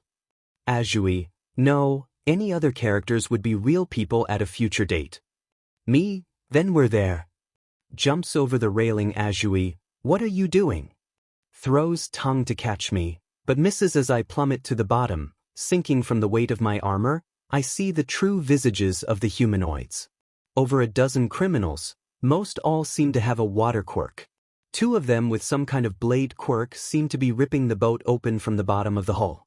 One of them that appears to have a fish quirk sees me and swims right toward me. Narrowly missing as I blink back up and grab the railing of the now slowly sinking yacht. I start climbing back up, soaking wet, and 𝐻PSC grabs my arm helping to pull me over. 𝐻PSC, what were you thinking? You could have gotten hurt. Me, chuckles, didn't figure anyone in this class would care. 𝐻PSC, under his breath, I wouldn't.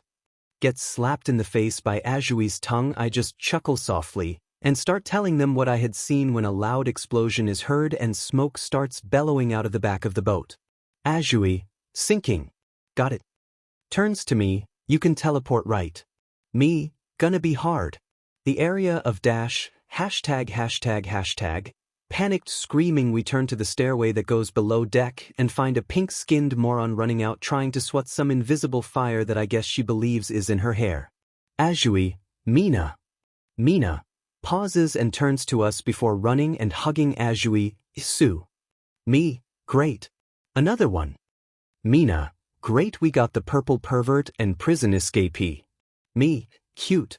But we need to get out of here before those men down below have the advantage. We might have quirks that could work in water. 𝐻PSC, but we're outnumbered 4. Sorry, 3-1.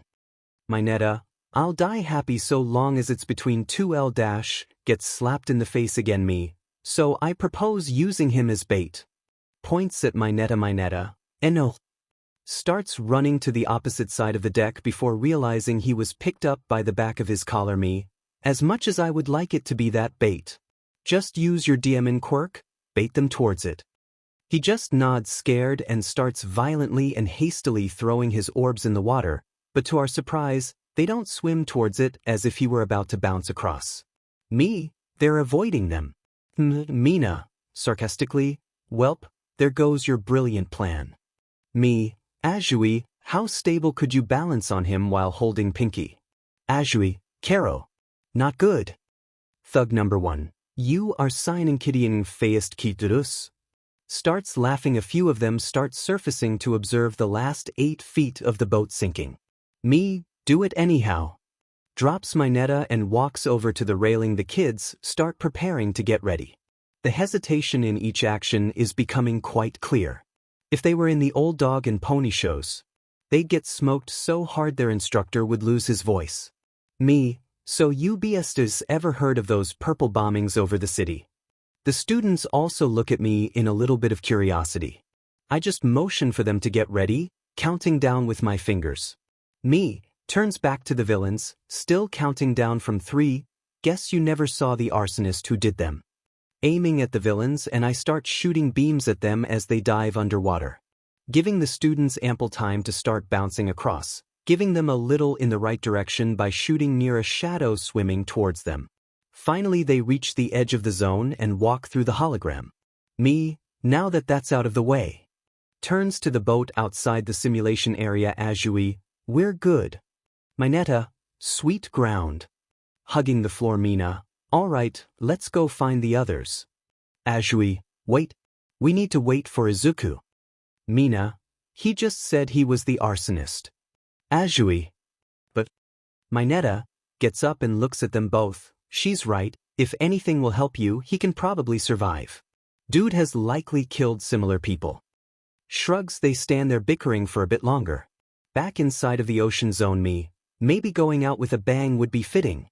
I begin charging a large ball of energy at my palms, above my head. I do wonder how many I can take with me, but truthfully, I always figured I would throw this bomb at Ryukyu. Always seemed fitting. The water is starting to rush past the bottom step of the floor below, and a few of the thugs start making their way up to the deck, until they see Thug number 2, holding hands up, "Now hold on, kid. Don't want to destroy the boat." Me, in a reverberating voice, "I don't. I want to destroy you." If the other zones could hear or see what came next, they would have described it comparable to the painting of old Hiroshima. The boat was vaporized, and to whoever was around, they probably met a similar fate. I couldn't say for sure. The next thing I felt was the cool water enveloping me. For some reason all I saw was black and little cracks of light. I know I overused my curse, but causing blindness was new. Maybe it was too bright a flash. Either way, I try swimming to the top, but that's annoying given my vest is weighing me down. Before I can take it off, a hand grabs me and starts pulling me. Me, "Let go." Starts charging hand ####. Wait. It's me. Me, powers down. "Oh, sorry, can't see." Azui, "Yeah, your head is blank." Me, feels helmet. The Mina, "Sue, how do you go blind if your head is a 𝐀𝐮𝐭𝐡𝐨𝐫 thing?" Me, sigh, "It's not my head, it's -- takes helmet off a helmet." The 3 of them either gasp or deadpan stare. As to why, couldn't tell. I'm not much to look at. But I understand them getting used to my helmet is a little bit of a shock to see it off. Albeit annoying that I now have to explain. Me, waiting for a few seconds, "Do I need to note you all staring?" Azui, "Karo. Sorry. It's just that -- Mina. You're hot." Azui looks at her before turning back to me. "It is just weird to now see you actually have a face." Me, "Aha."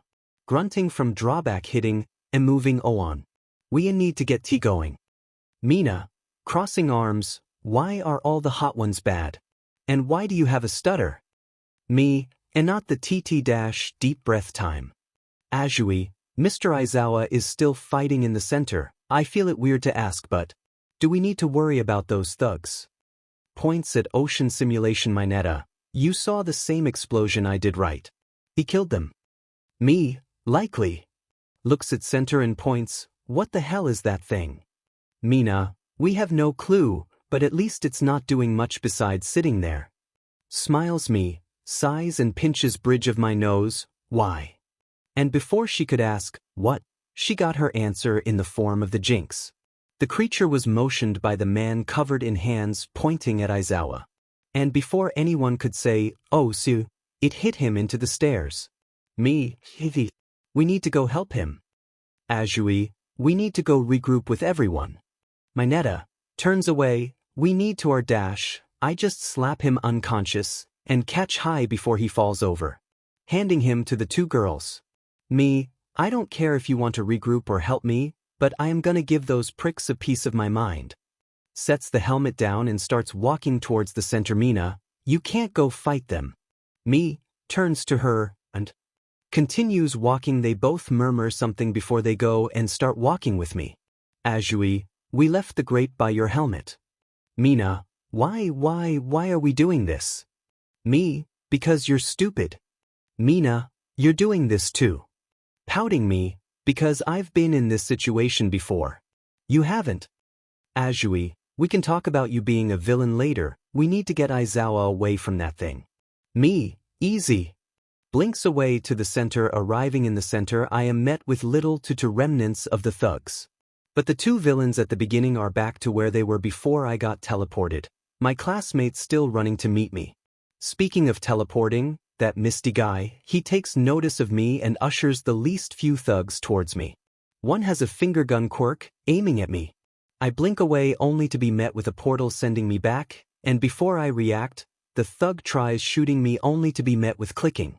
I look over to Izuku, who is dodging the beast, keeping a gaze on the thug, and motioning for me to leave. I shake my head and start beating the two thugs senseless. Me, you have no sense of how to fight hand to hand. ####, I do. A hand through a portal starts reaching for me. I blink away and see the hands guy reaching through a misty portal to tag me. I guess his quirk is something tactile. 𝐻PSC, annoying brat. Flipping him some birds, he just gets even more riled. Me, perfect, divide his attention away from Izuku.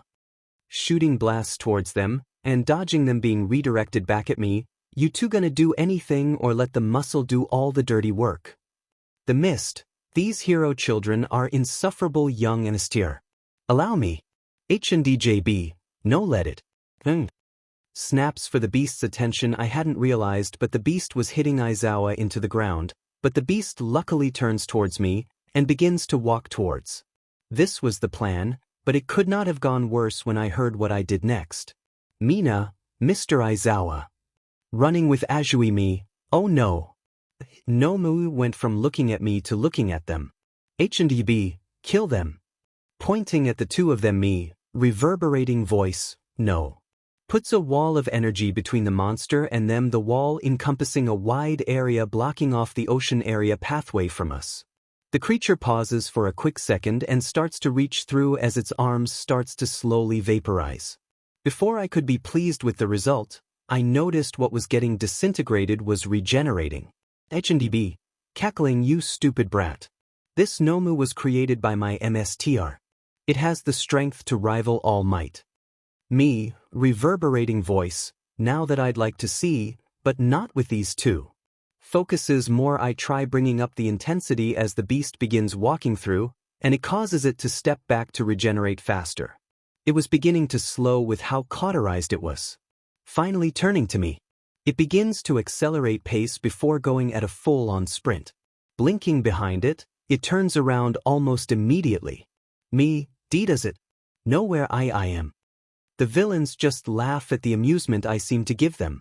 Keeping the wall up, while dodging this thing without my helmet is making me start to run low.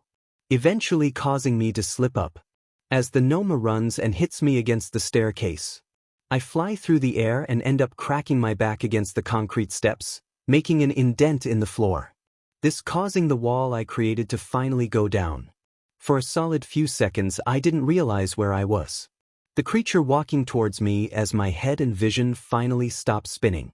It rushes and grabs me by my throat.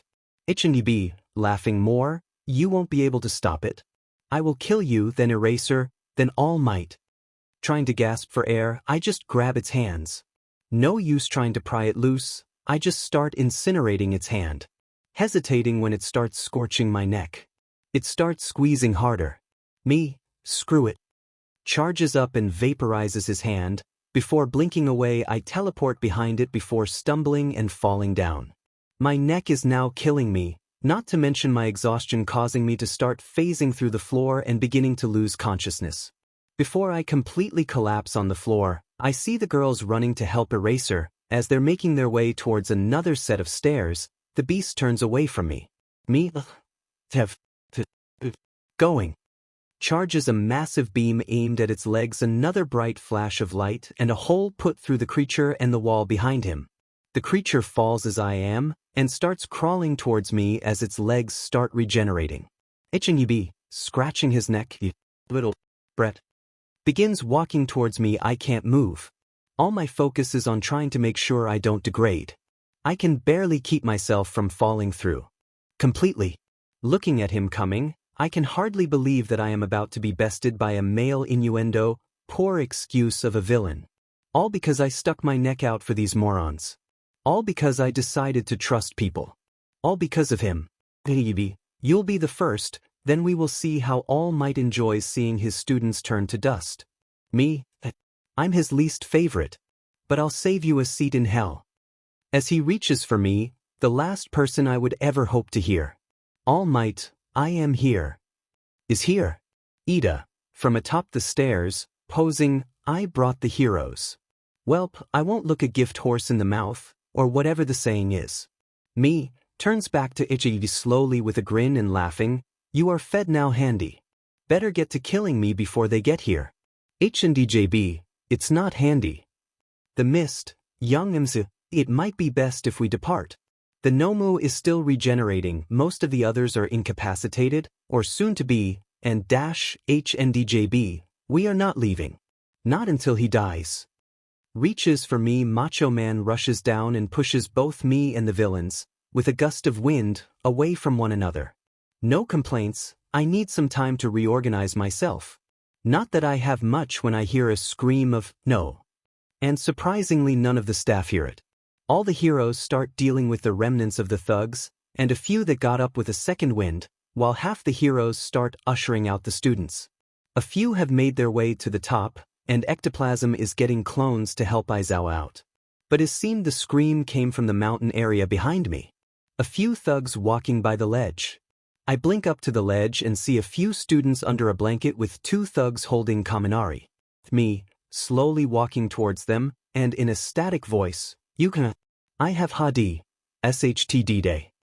They both turn to me, one is brandishing a knife to his neck. Kaminari seems to also be vegetized. Me, reverberating voice, release him. Thug number one, not another step kid. We dash, thankfully it's this one that has the knife, I just put a small hole through head. His body falling down near immediately. His partner holding the Pikachu getting shocked and lets him go. I just walk towards him, putting my hand on his head only to receive the same I heard prior. Momo, don't hurt him, he's surrendered. Me, still holding a hand on the villain, very well. Letting him go, he just sits there for a second, and as I walk towards Kaminari to get him away from the ledge, the villain charges me, and I trip him. Sadly he doesn't have an aerial quirk. Fall damage is a beach, and he angered her. The two girls gasp at that. Me, looking over the ledge, I am and not 𝐻PSC blame. For that one. Turning to them, so are you T? Covers eyes. Momo took a second too long to realize what I was doing, and quickly created a shirt to cover her exposed upper half. I may be a criminal, but I have standards when it comes to women. Even if they are thieves. But looking away I see the Nomu and All Might have been in battle, and 𝐻PSC is watching. But he's circling like a shark. Me, Yao. Yaorozu. Can you make a few batteries? Momo, why? I don't even know who you are. Me, please thief. She wanted to slap me, but just aggressively handed them to me once she realized I was the classmate she despised. Enough to give me energy to stabilize myself. Albeit I'll be sick in a few hours. Me, get down to the heroes, should be clear from ectoplasm. I'm gonna go settle my score with that beast. Blinks down Jiro, I can't tell who's more of a threat. Momo, at least the enemy of our enemy. Back down in the center, the two behemoths exchanging blows with one another, although I can see All Might nearing his limit. The smoke off his body, and the Nomu is regenerating slower. Its quirk is getting overtaxed. 𝐻PSC, just kill him. Me, not yet. That privilege will not belong to you, and certainly not today. The Mist, you are persistent. Me, I try my best. After all. Light's hands, what is an arsonist if not committed to their craft? Starts blasting them again. The hijinks begin again. They try aiming some at All Might, to which the hero dodges. Guess he does have some brains. A few shots I miss and they still redirect them. They don't have precision, just increase their room for error. Continuing this for a minute, exhaustion is starting to set in again, this time with dizziness. But I did see something in a movie once. I channel energy in a spiraling disc around my chest and launch it in their direction. They miss the portal as the disc curves around and hits 𝐻PSC in the legs. 𝐻PSC, wincing, you insignificant NT. At this moment All Might yells his oh-so-famous tagline and sends the creature flying out the roof of the dome. As he stands exhausted, I approach the two. He tries to reach his hand through a portal the mist creates but is shot by snipe. 𝐻PSC, you'll regret this soon. Me and my emissary will come for you all. They both disappear before anyone can grab them. Me and All Might collapse finally. All Might, huffing, thank Izuku. Me, they pissed me. Finally ambulances could be heard outside along with police sirens. As 𝐀𝐮𝐭𝐡𝐨𝐫 and 𝐶𝐮𝐻PSC come down the steps and put a barrier in between us four and the front door. 𝐀𝐮𝐭𝐡𝐨𝐫, go help Toshi-ken. Me, funny. How tea time is, so few these. The three look at me, before All Might turns back into his weaker self, and 𝐶𝐮𝐻PSC helps him out. Me and the skeleton look at each other and just give a simple nod. The only time I will ever be cordial with that man. 𝐀𝐮𝐭𝐡𝐨𝐫, checking me, are you alright? Me, no helmet. But peachy. 𝐀𝐮𝐭𝐡𝐨𝐫, ectoplasm found it and Mineta. What do you say we get out of here? I just nod and we struggle our way to another entrance opposite the main door. His car waiting for us. Me, holding abdomen, thanks. 𝐀𝐮𝐭𝐡𝐨𝐫, what are fathers for? Driving back to the school was weird. I kept slipping in and out of consciousness now that I could finally not force myself to be alert, off-gassing that electrical energy from before. We are driving back to UA and my situation is beginning to show its physical deterioration. 𝐀𝐮𝐭𝐡𝐨𝐫, that helmet helps you this much. Me, grunts, I won't even ask if you know the answer to your questions. Chuckles riding around the city, plenty of police cars rushing past us on their way to the USJ or UA. A few unmarked black SUVs racing toward us, so I duck down a little as they pass. 𝐀𝐮𝐭𝐡𝐨𝐫, you needn't worry about them. My windows are tinted enough. Me, I actively showed them up. Not to mention. 𝐀𝐮𝐭𝐡𝐨𝐫, you didn't betray my trust. I look over at him with a curious expression. The look must have said what I was thinking. I escaped, left y'all without answers, went somewhere I shouldn't, and got myself in the HPSC's eyesight again. How is that not dash? And as I would finish that thought he answered. 𝐀𝐮𝐭𝐡𝐨𝐫, you came back. Me, what? 𝐀𝐮𝐭𝐡𝐨𝐫, you could have left. Gone back on our deal, even told the HPSC for all we care. But instead you came back to the front gate. As stupid and obvious as that is, you didn't leave for good. For that you still have my trust. But you never had my full trust, which is why I forbade you from leaving. Me, still broke your rule. But oh well. What's the punishment? Solitary. Looking out the window, 𝐀𝐮𝐭𝐡𝐨𝐫, you won't have one. I tried not showing it, but this is really catching me off guard. Am I being lied to? I don't detect insincerity in his words, but he is a hero-ish. I guess he really isn't one, just an administrator. One who ironically understands a part of me better than most. 𝐀𝐮𝐭𝐡𝐨𝐫, the only quote-unquote punishment, should you view it as such, you will deal with is having an hourly session in my office every day. You pick the time. Me, keeping a closer eye on me, huh? 𝐀𝐮𝐭𝐡𝐨𝐫, indeed. And I want the staff to not be able to say that nothing was done. A few of them still feel my decision is a mistake, even with our relation to one another. Me, don't we need to redo the meeting that got interrupted? He just shook his head, noticing what I was thinking once again. 𝐻PSC, yes, but that will morph into what I need to discuss with you. Me, the man at the gate was 𝐻PSC. As we approached a red light, he just paused, not understanding whom I was referring to the second time. Maybe he wasn't talking about the villain but All Might. 𝐻PSC, so two things we need to discuss. Looking at me chuckles but winces. We really do, principal. 𝐻PSC laughs. You can call me by name, I do the same for you. I just nod, and we continue on our way towards my own little hell. Although, despite some of the torturous moments, it has proven to have its perks. Me looks at 𝐻PSC, maybe not everyone is too bad. Arriving in front of UA, once getting to the front, we see construction crews fixing the front gate along with 𝐶𝐮𝐬𝐴𝐻 helping them. All the while reporters and police are across the street trying to get information or guarding the area with respect to their occupations. One officer sees the car and squints. He looks oddly familiar. Me, where have I seen him? 𝐻PSC, that is Officer Nolan. His partner was disintegrated. Me, oh. 𝐻PSC, never had to look at the aftermath. Me, what aftermath? He pauses, looking at me. Not for elaboration, but to contemplate what I stated. Me, most of the consequences I have had to face were unjust. Every time I did deserve it, not really much left to face. 𝐻PSC, when did you not deserve to face a punishment? Me, a lot of times. He didn't press that any further when he noticed the pain in my voice and the 1,000-yard stare. We drove around to the parking garage. We both got out and started walking towards the elevator. Me looks at him.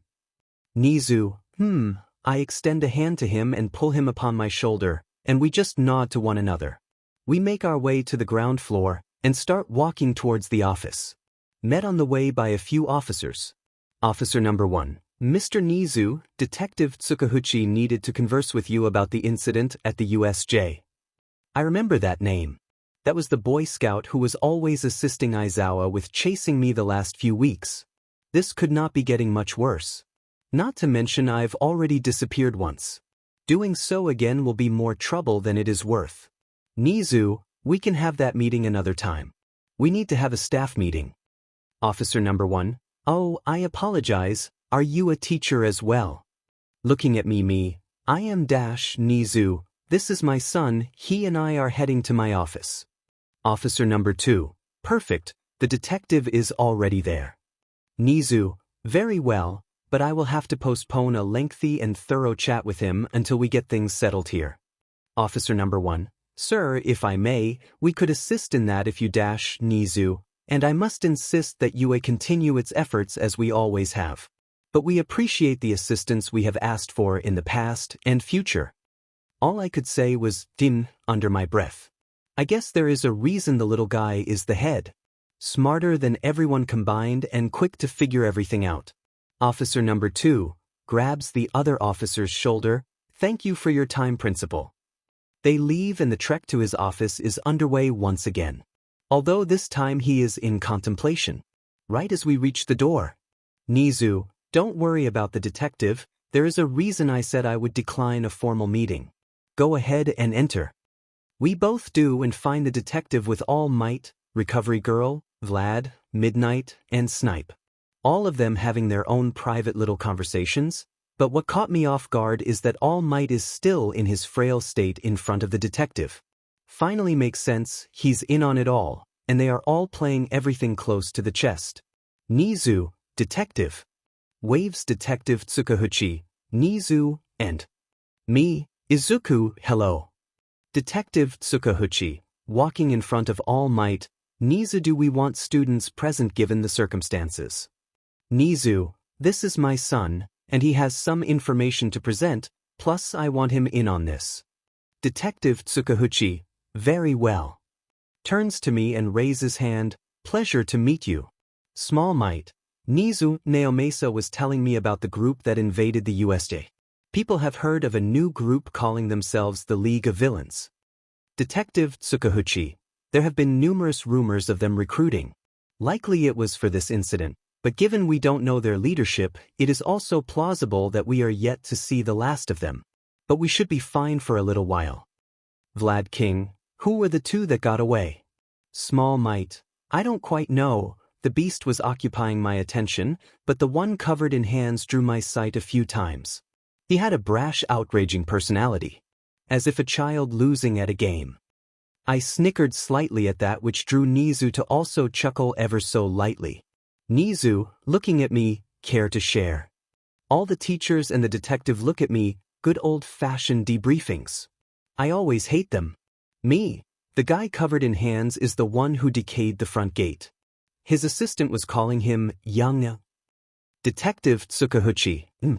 So he is likely the leader, or at least in charge. Me, no and yes. Before he left he brought up his MSTR. Then Snipe shot him. Snipe, you up. Detective 𝐀𝐮𝐭𝐡𝐨𝐫 holds chin. Then we have more questions than we've answered. But it is a good start. Although, how do you know the USJ and the attack on UA are related? Me, if I am anything, I am good at noticing patterns. Gate is decayed. Attack happens in the span of the same 24-hour PRD. We also weren't tailed in the bus. 𝐀𝐮𝐭𝐡𝐨𝐫 nods. They knew the exact time, place, and even staff of the event. An event we don't hold in uniform timing for first years.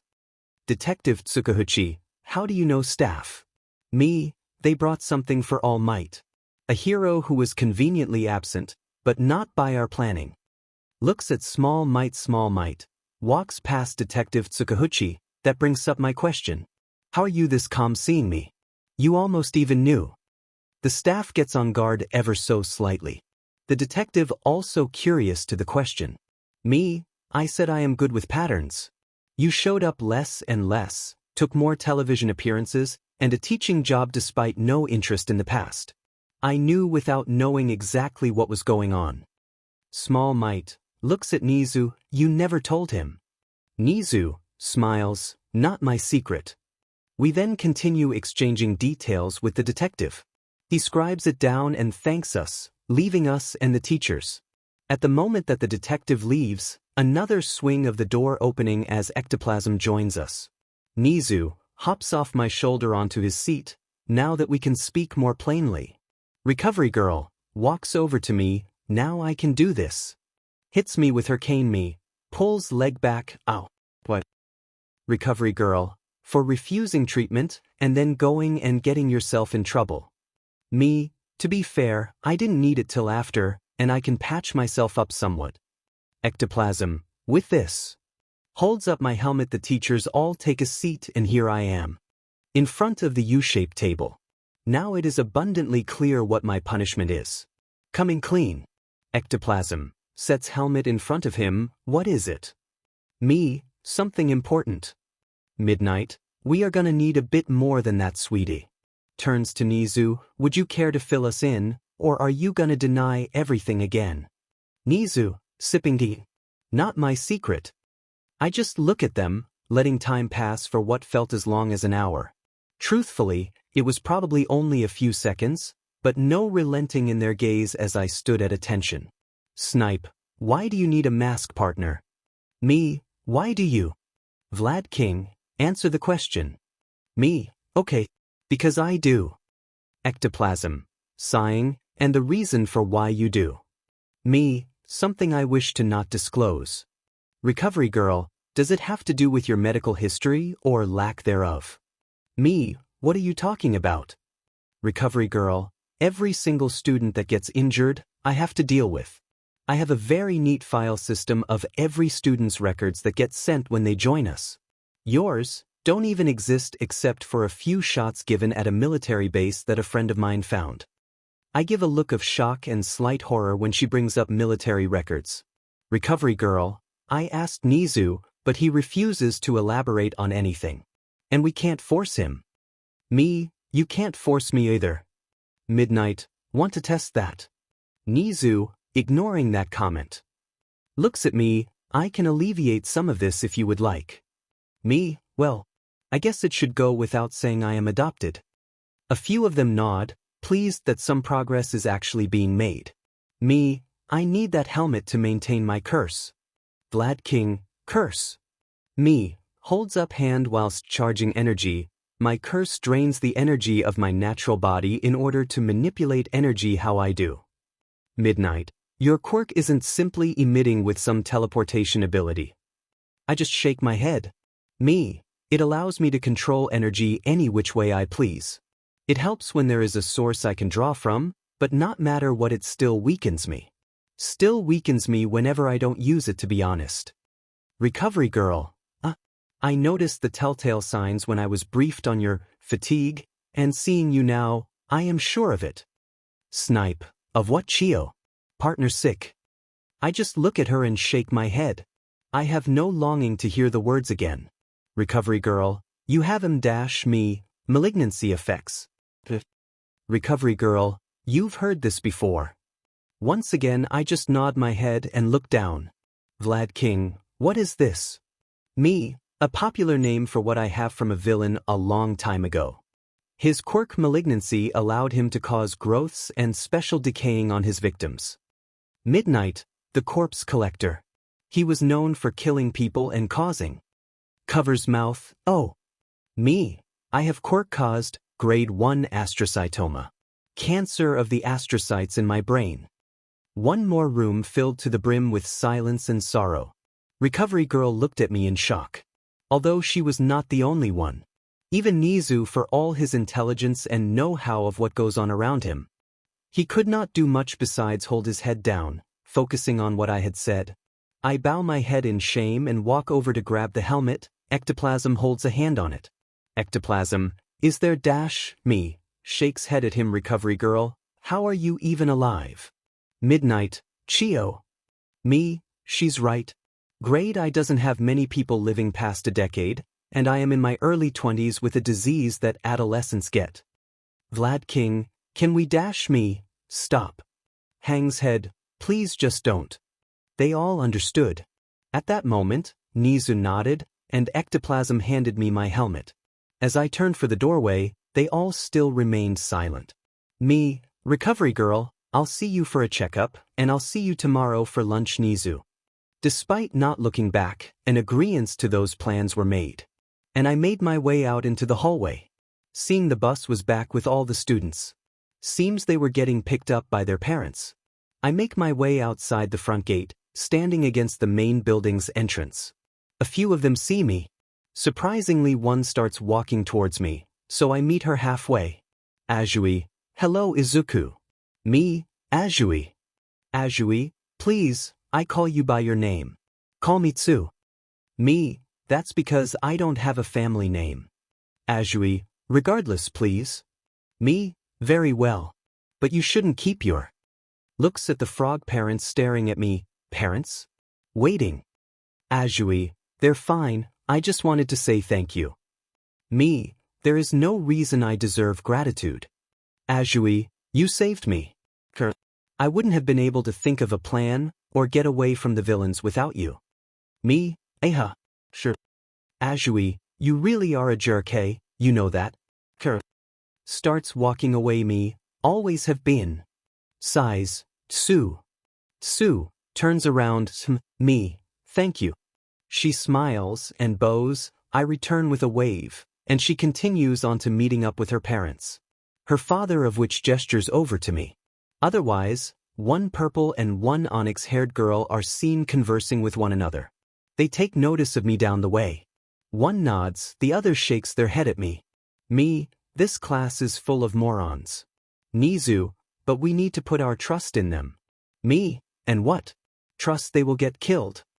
𝐻𝐮𝐬𝐴, trust that they will improve to surpass that. Me, never. 𝐻𝐮𝐬𝐴, maybe. But why not help them? Me, aside from the fact I am not a teacher. 𝐻𝐮𝐬𝐴, you don't need a job to instruct them. I just grunt, and we both turn to head inside. He grabs onto me and perches on my shoulder. In the UA clinic scans. Tests. Lab draws. Always fun to get poked and prodded at. All in the name of trying to diagnose, but in her case, trying to prove it is something she can treat. Me, I've told you what it is. Recovery girl, I'm sorry, I didn't know you had UMD already.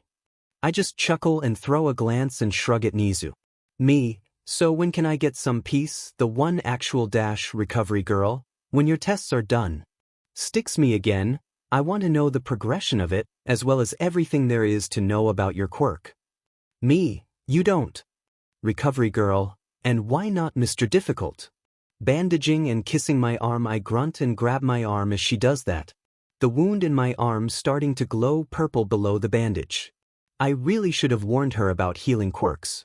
Recovery girl, what was that? Me, struggling to talk, 𝐀𝐮𝐭𝐡𝐨𝐫. Recovery girl, they affect you, don't they? I just nod in response. Not only am I trying to wane off the electricity she gave me, but now the last bit of energy I was using to compose myself is gone to healing. Recovery girl, I want you to rest here while I finish these tests. I protest by trying to get up and she whacks me in the shin with her cane. Sighing and accepting this, I just lay down, much to 𝐻𝐿's amusement. Another one of these torture devices to lay upon. Whoever called these beds has a bad sense of humor. Me, WN. Recovery girl, in a few hours. In the meantime, I want to find something that can help you heal. Me, NO, I'm pure. Recovery girl, we'll talk when you get to feeling better. She walks away to another part of the clinic, leaving me and 𝐻𝐿 in the main room. The beeping of monitors. That familiar smell. Not gonna lie. I really wish I could just grab my helmet and sleep. Me, clenching my helmet. 𝐻𝐿, do you know how to repair it? Me, nods. 𝐻𝐿, chuckles, should have thrown you in the support course. Me, so long. As the C core is. Be broken. 𝐻𝐿, I see. I'll have 𝐬𝐿𝐼𝐻 come over and help. Me, shakes head. 𝐻𝐿, don't trust us yet, huh? Laughs me, 𝐻PSC. He nods and we sit there for a good few hours as my body slowly tries to stabilize. I did not miss how long this went without my helmet working, keeping it by my side. Later that afternoon, recovery girl came back into the room when my vitals were stabilized enough, and she had most of my test results back. Recovery girl, well, if it wasn't as terrible as it is, you could have a whole PhD thesis written about the negative effect of your quirk alone. Me, right? So, ask away. Recovery girl, no, not many questions, just that I now agree with you, and besides having astrocytoma, you are fit as a fiddle. Interestingly enough, it's not functioning how usual astrocytoma works in recorded cases. 𝐻𝐿, what do you mean? Me, it's the progression, right? Recovery girl, nods, astrocytoma progresses at a predetermined pace. Yours on the other hand fluctuates. Overusing your quirk causes it to progress, but it is a roll of the dice whether it is going to progress at the same pace. Not to mention, it usually progresses with age. Your body is fighting it off and losing, but winning some battles. 𝐻𝐿, that is good, it means we can cut out the smaller remaining parts. Me, good luck finding them. Recovery girl, he's right. 𝐻𝐿. Without a situated tumor, his body is growing them, his growth metastasized, and the original growths have fluctuated throughout the body. 𝐻𝐿, but that stops at development. Or at least it should be slowing down considering his age. Me, nope. This is the problem with my quirk causing it. My curse always plants new growths, even if by some miracle you violate Heisenberg's principle and find where it is and where it is going. I'll just grow more. Recovery girl, which is why we don't even know how long he has. Me, so I'd like to not waste my time in a bed. Stands up, if you'll excuse me. Recovery girl, hits me in the shins again, hold on Sonny. Me, wincing, stop doing that. Sits down. Recovery girl, I just need to register your 𝐶-me, no. I'm not letting the HPSC know I am here. Recovery girl, what do you mean? These are private. 𝐻𝐿, he's right 𝐶𝐿. Should they ever find an energy manipulation quirk in our roster, we'll drag more attention than, say, a missing file. Sips tea. Me, on that note I am going to head to Power Loader's shop. Turns to 𝐻𝐿, show me the way. Grabs vest and gear, putting them back on. 𝐻𝐿, sure. He hops up on my shoulder as we say our goodbyes to the old hag, and once again we find the two of us traveling towards another location. I feel as though there could be a book written about the amount of times we have journeyed together. As boring as that would be. 𝐻𝐮𝐬𝐴, oh, I forgot to tell you, I am giving class off next Monday and Tuesday so you all can have a 4-day weekend. Give us time to finish repairs and plan accordingly. Me, very well. I forgot tomorrow was the weekend at the meeting. 𝐻𝐮𝐬𝐴 laughs, don't worry, I knew we would reconvene that next week. I wouldn't mind having lunch together though. Me, maybe, but first I have a few days to make repairs of my own. Down at the support course shop, why is it a giant metal? Almost vault. That was the question at least. We sat there for a solid few seconds. And as I reached for the door I heard a loud hissing. Throwing 𝐻𝐮𝐬𝐴 to the side, I am met with an explosion to the face. Usually I cause those to people. So that is what it is like. Me, ow. Laying on the ground regaining my senses, aside from the ringing in my ears, a quiet murmur is heard. Although, I am unable to get up. ####. So, the mixture should not exceed 35 bars.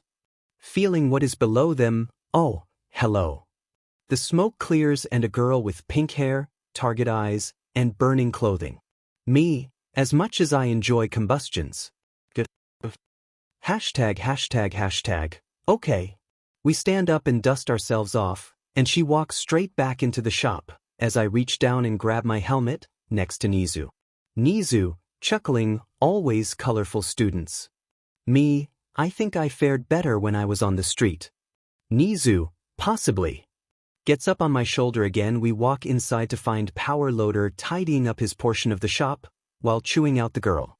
𝐶𝐿oader, 𝐶𝐿oader. Stop messing with those chemicals. Save them for next class. 𝐶𝐿oader, no can do plody. I have way too much to do. Me, does blowing me up count as one of those tasks? 'Cause you did a half measure. 𝐶𝐿oader, turning to us, I never do half measures. And that was just the sound of progress. Me, and it's still ringing in my ears. 𝐶𝐿oader, 𝐻𝐻𝐮𝐬𝐴, Izuku, what can I do for you before I head out? 𝐻𝐻𝐮𝐬𝐴 just sips his tea, which I will never know where he pulls that out of, and points to me. Holding up my helmet. Me, need to borrow some tools. 𝐶𝐿oader, surprised, well, feel free to I guess if 𝐻𝐻𝐮𝐬𝐴 wish you. Don't mind the remaining students, they tend to work late. Me, I can relate to that. Walks past him to a tool chest. 𝐻𝐻𝐮𝐬𝐴 waves to 𝐶𝐿oader, have a good day 𝐀𝐮𝐭𝐡𝐨𝐫. 𝐶𝐿oader, you too 𝐻𝐻𝐮𝐬𝐴. I grab a few pliers and a socket wrench, setting up at a workbench. The sound of tools hitting metal and power tools running along material fills this room. And you'd think it was full of students. But no, it was just the lunatic. 𝐻𝐻𝐮𝐬𝐴, so what is the core you were bringing up? Hearing this perks her up and draws her unwanted attention. 𝐶𝐿oader, oh, what you got there? Tries to grab my helmet. I just grab her arm and start tightening my grip, and she does not want to pull away. 𝐶𝐿oader, can I not hold it? Me, looking at her, sure. I'm just holding your arm because I want to. 𝐶𝐿oader, oh okay. Reaches for it with her other arm. Grabbing her other arm, I pick her up and set her behind me. Putting me between her and the helmet between me is the only thing I can think of besides killing her. And 𝐻𝐻𝐮𝐬𝐴 would not enjoy that. 𝐶𝐿oader, oh well. You want to see my babies? Invades my personal space. 𝐻𝐻𝐮𝐬𝐴 chokes on his tea slightly and hops down onto the workbench, sitting down on a few discs of metal that form the adequate height of a chair. Me, pushing her slowly away, oh. She shrugs, walks away to her bench that is cluttered with devices, and I resume my work. 𝐻𝐻𝐮𝐬𝐴, so how long do you think this will be? Me, how long do I have? 𝐻𝐻𝐮𝐬𝐴, sips tea, however long you need. Smiles me, takes off tactical vest, then let's see how long. And we just tinker and chat till we found the answer to that question.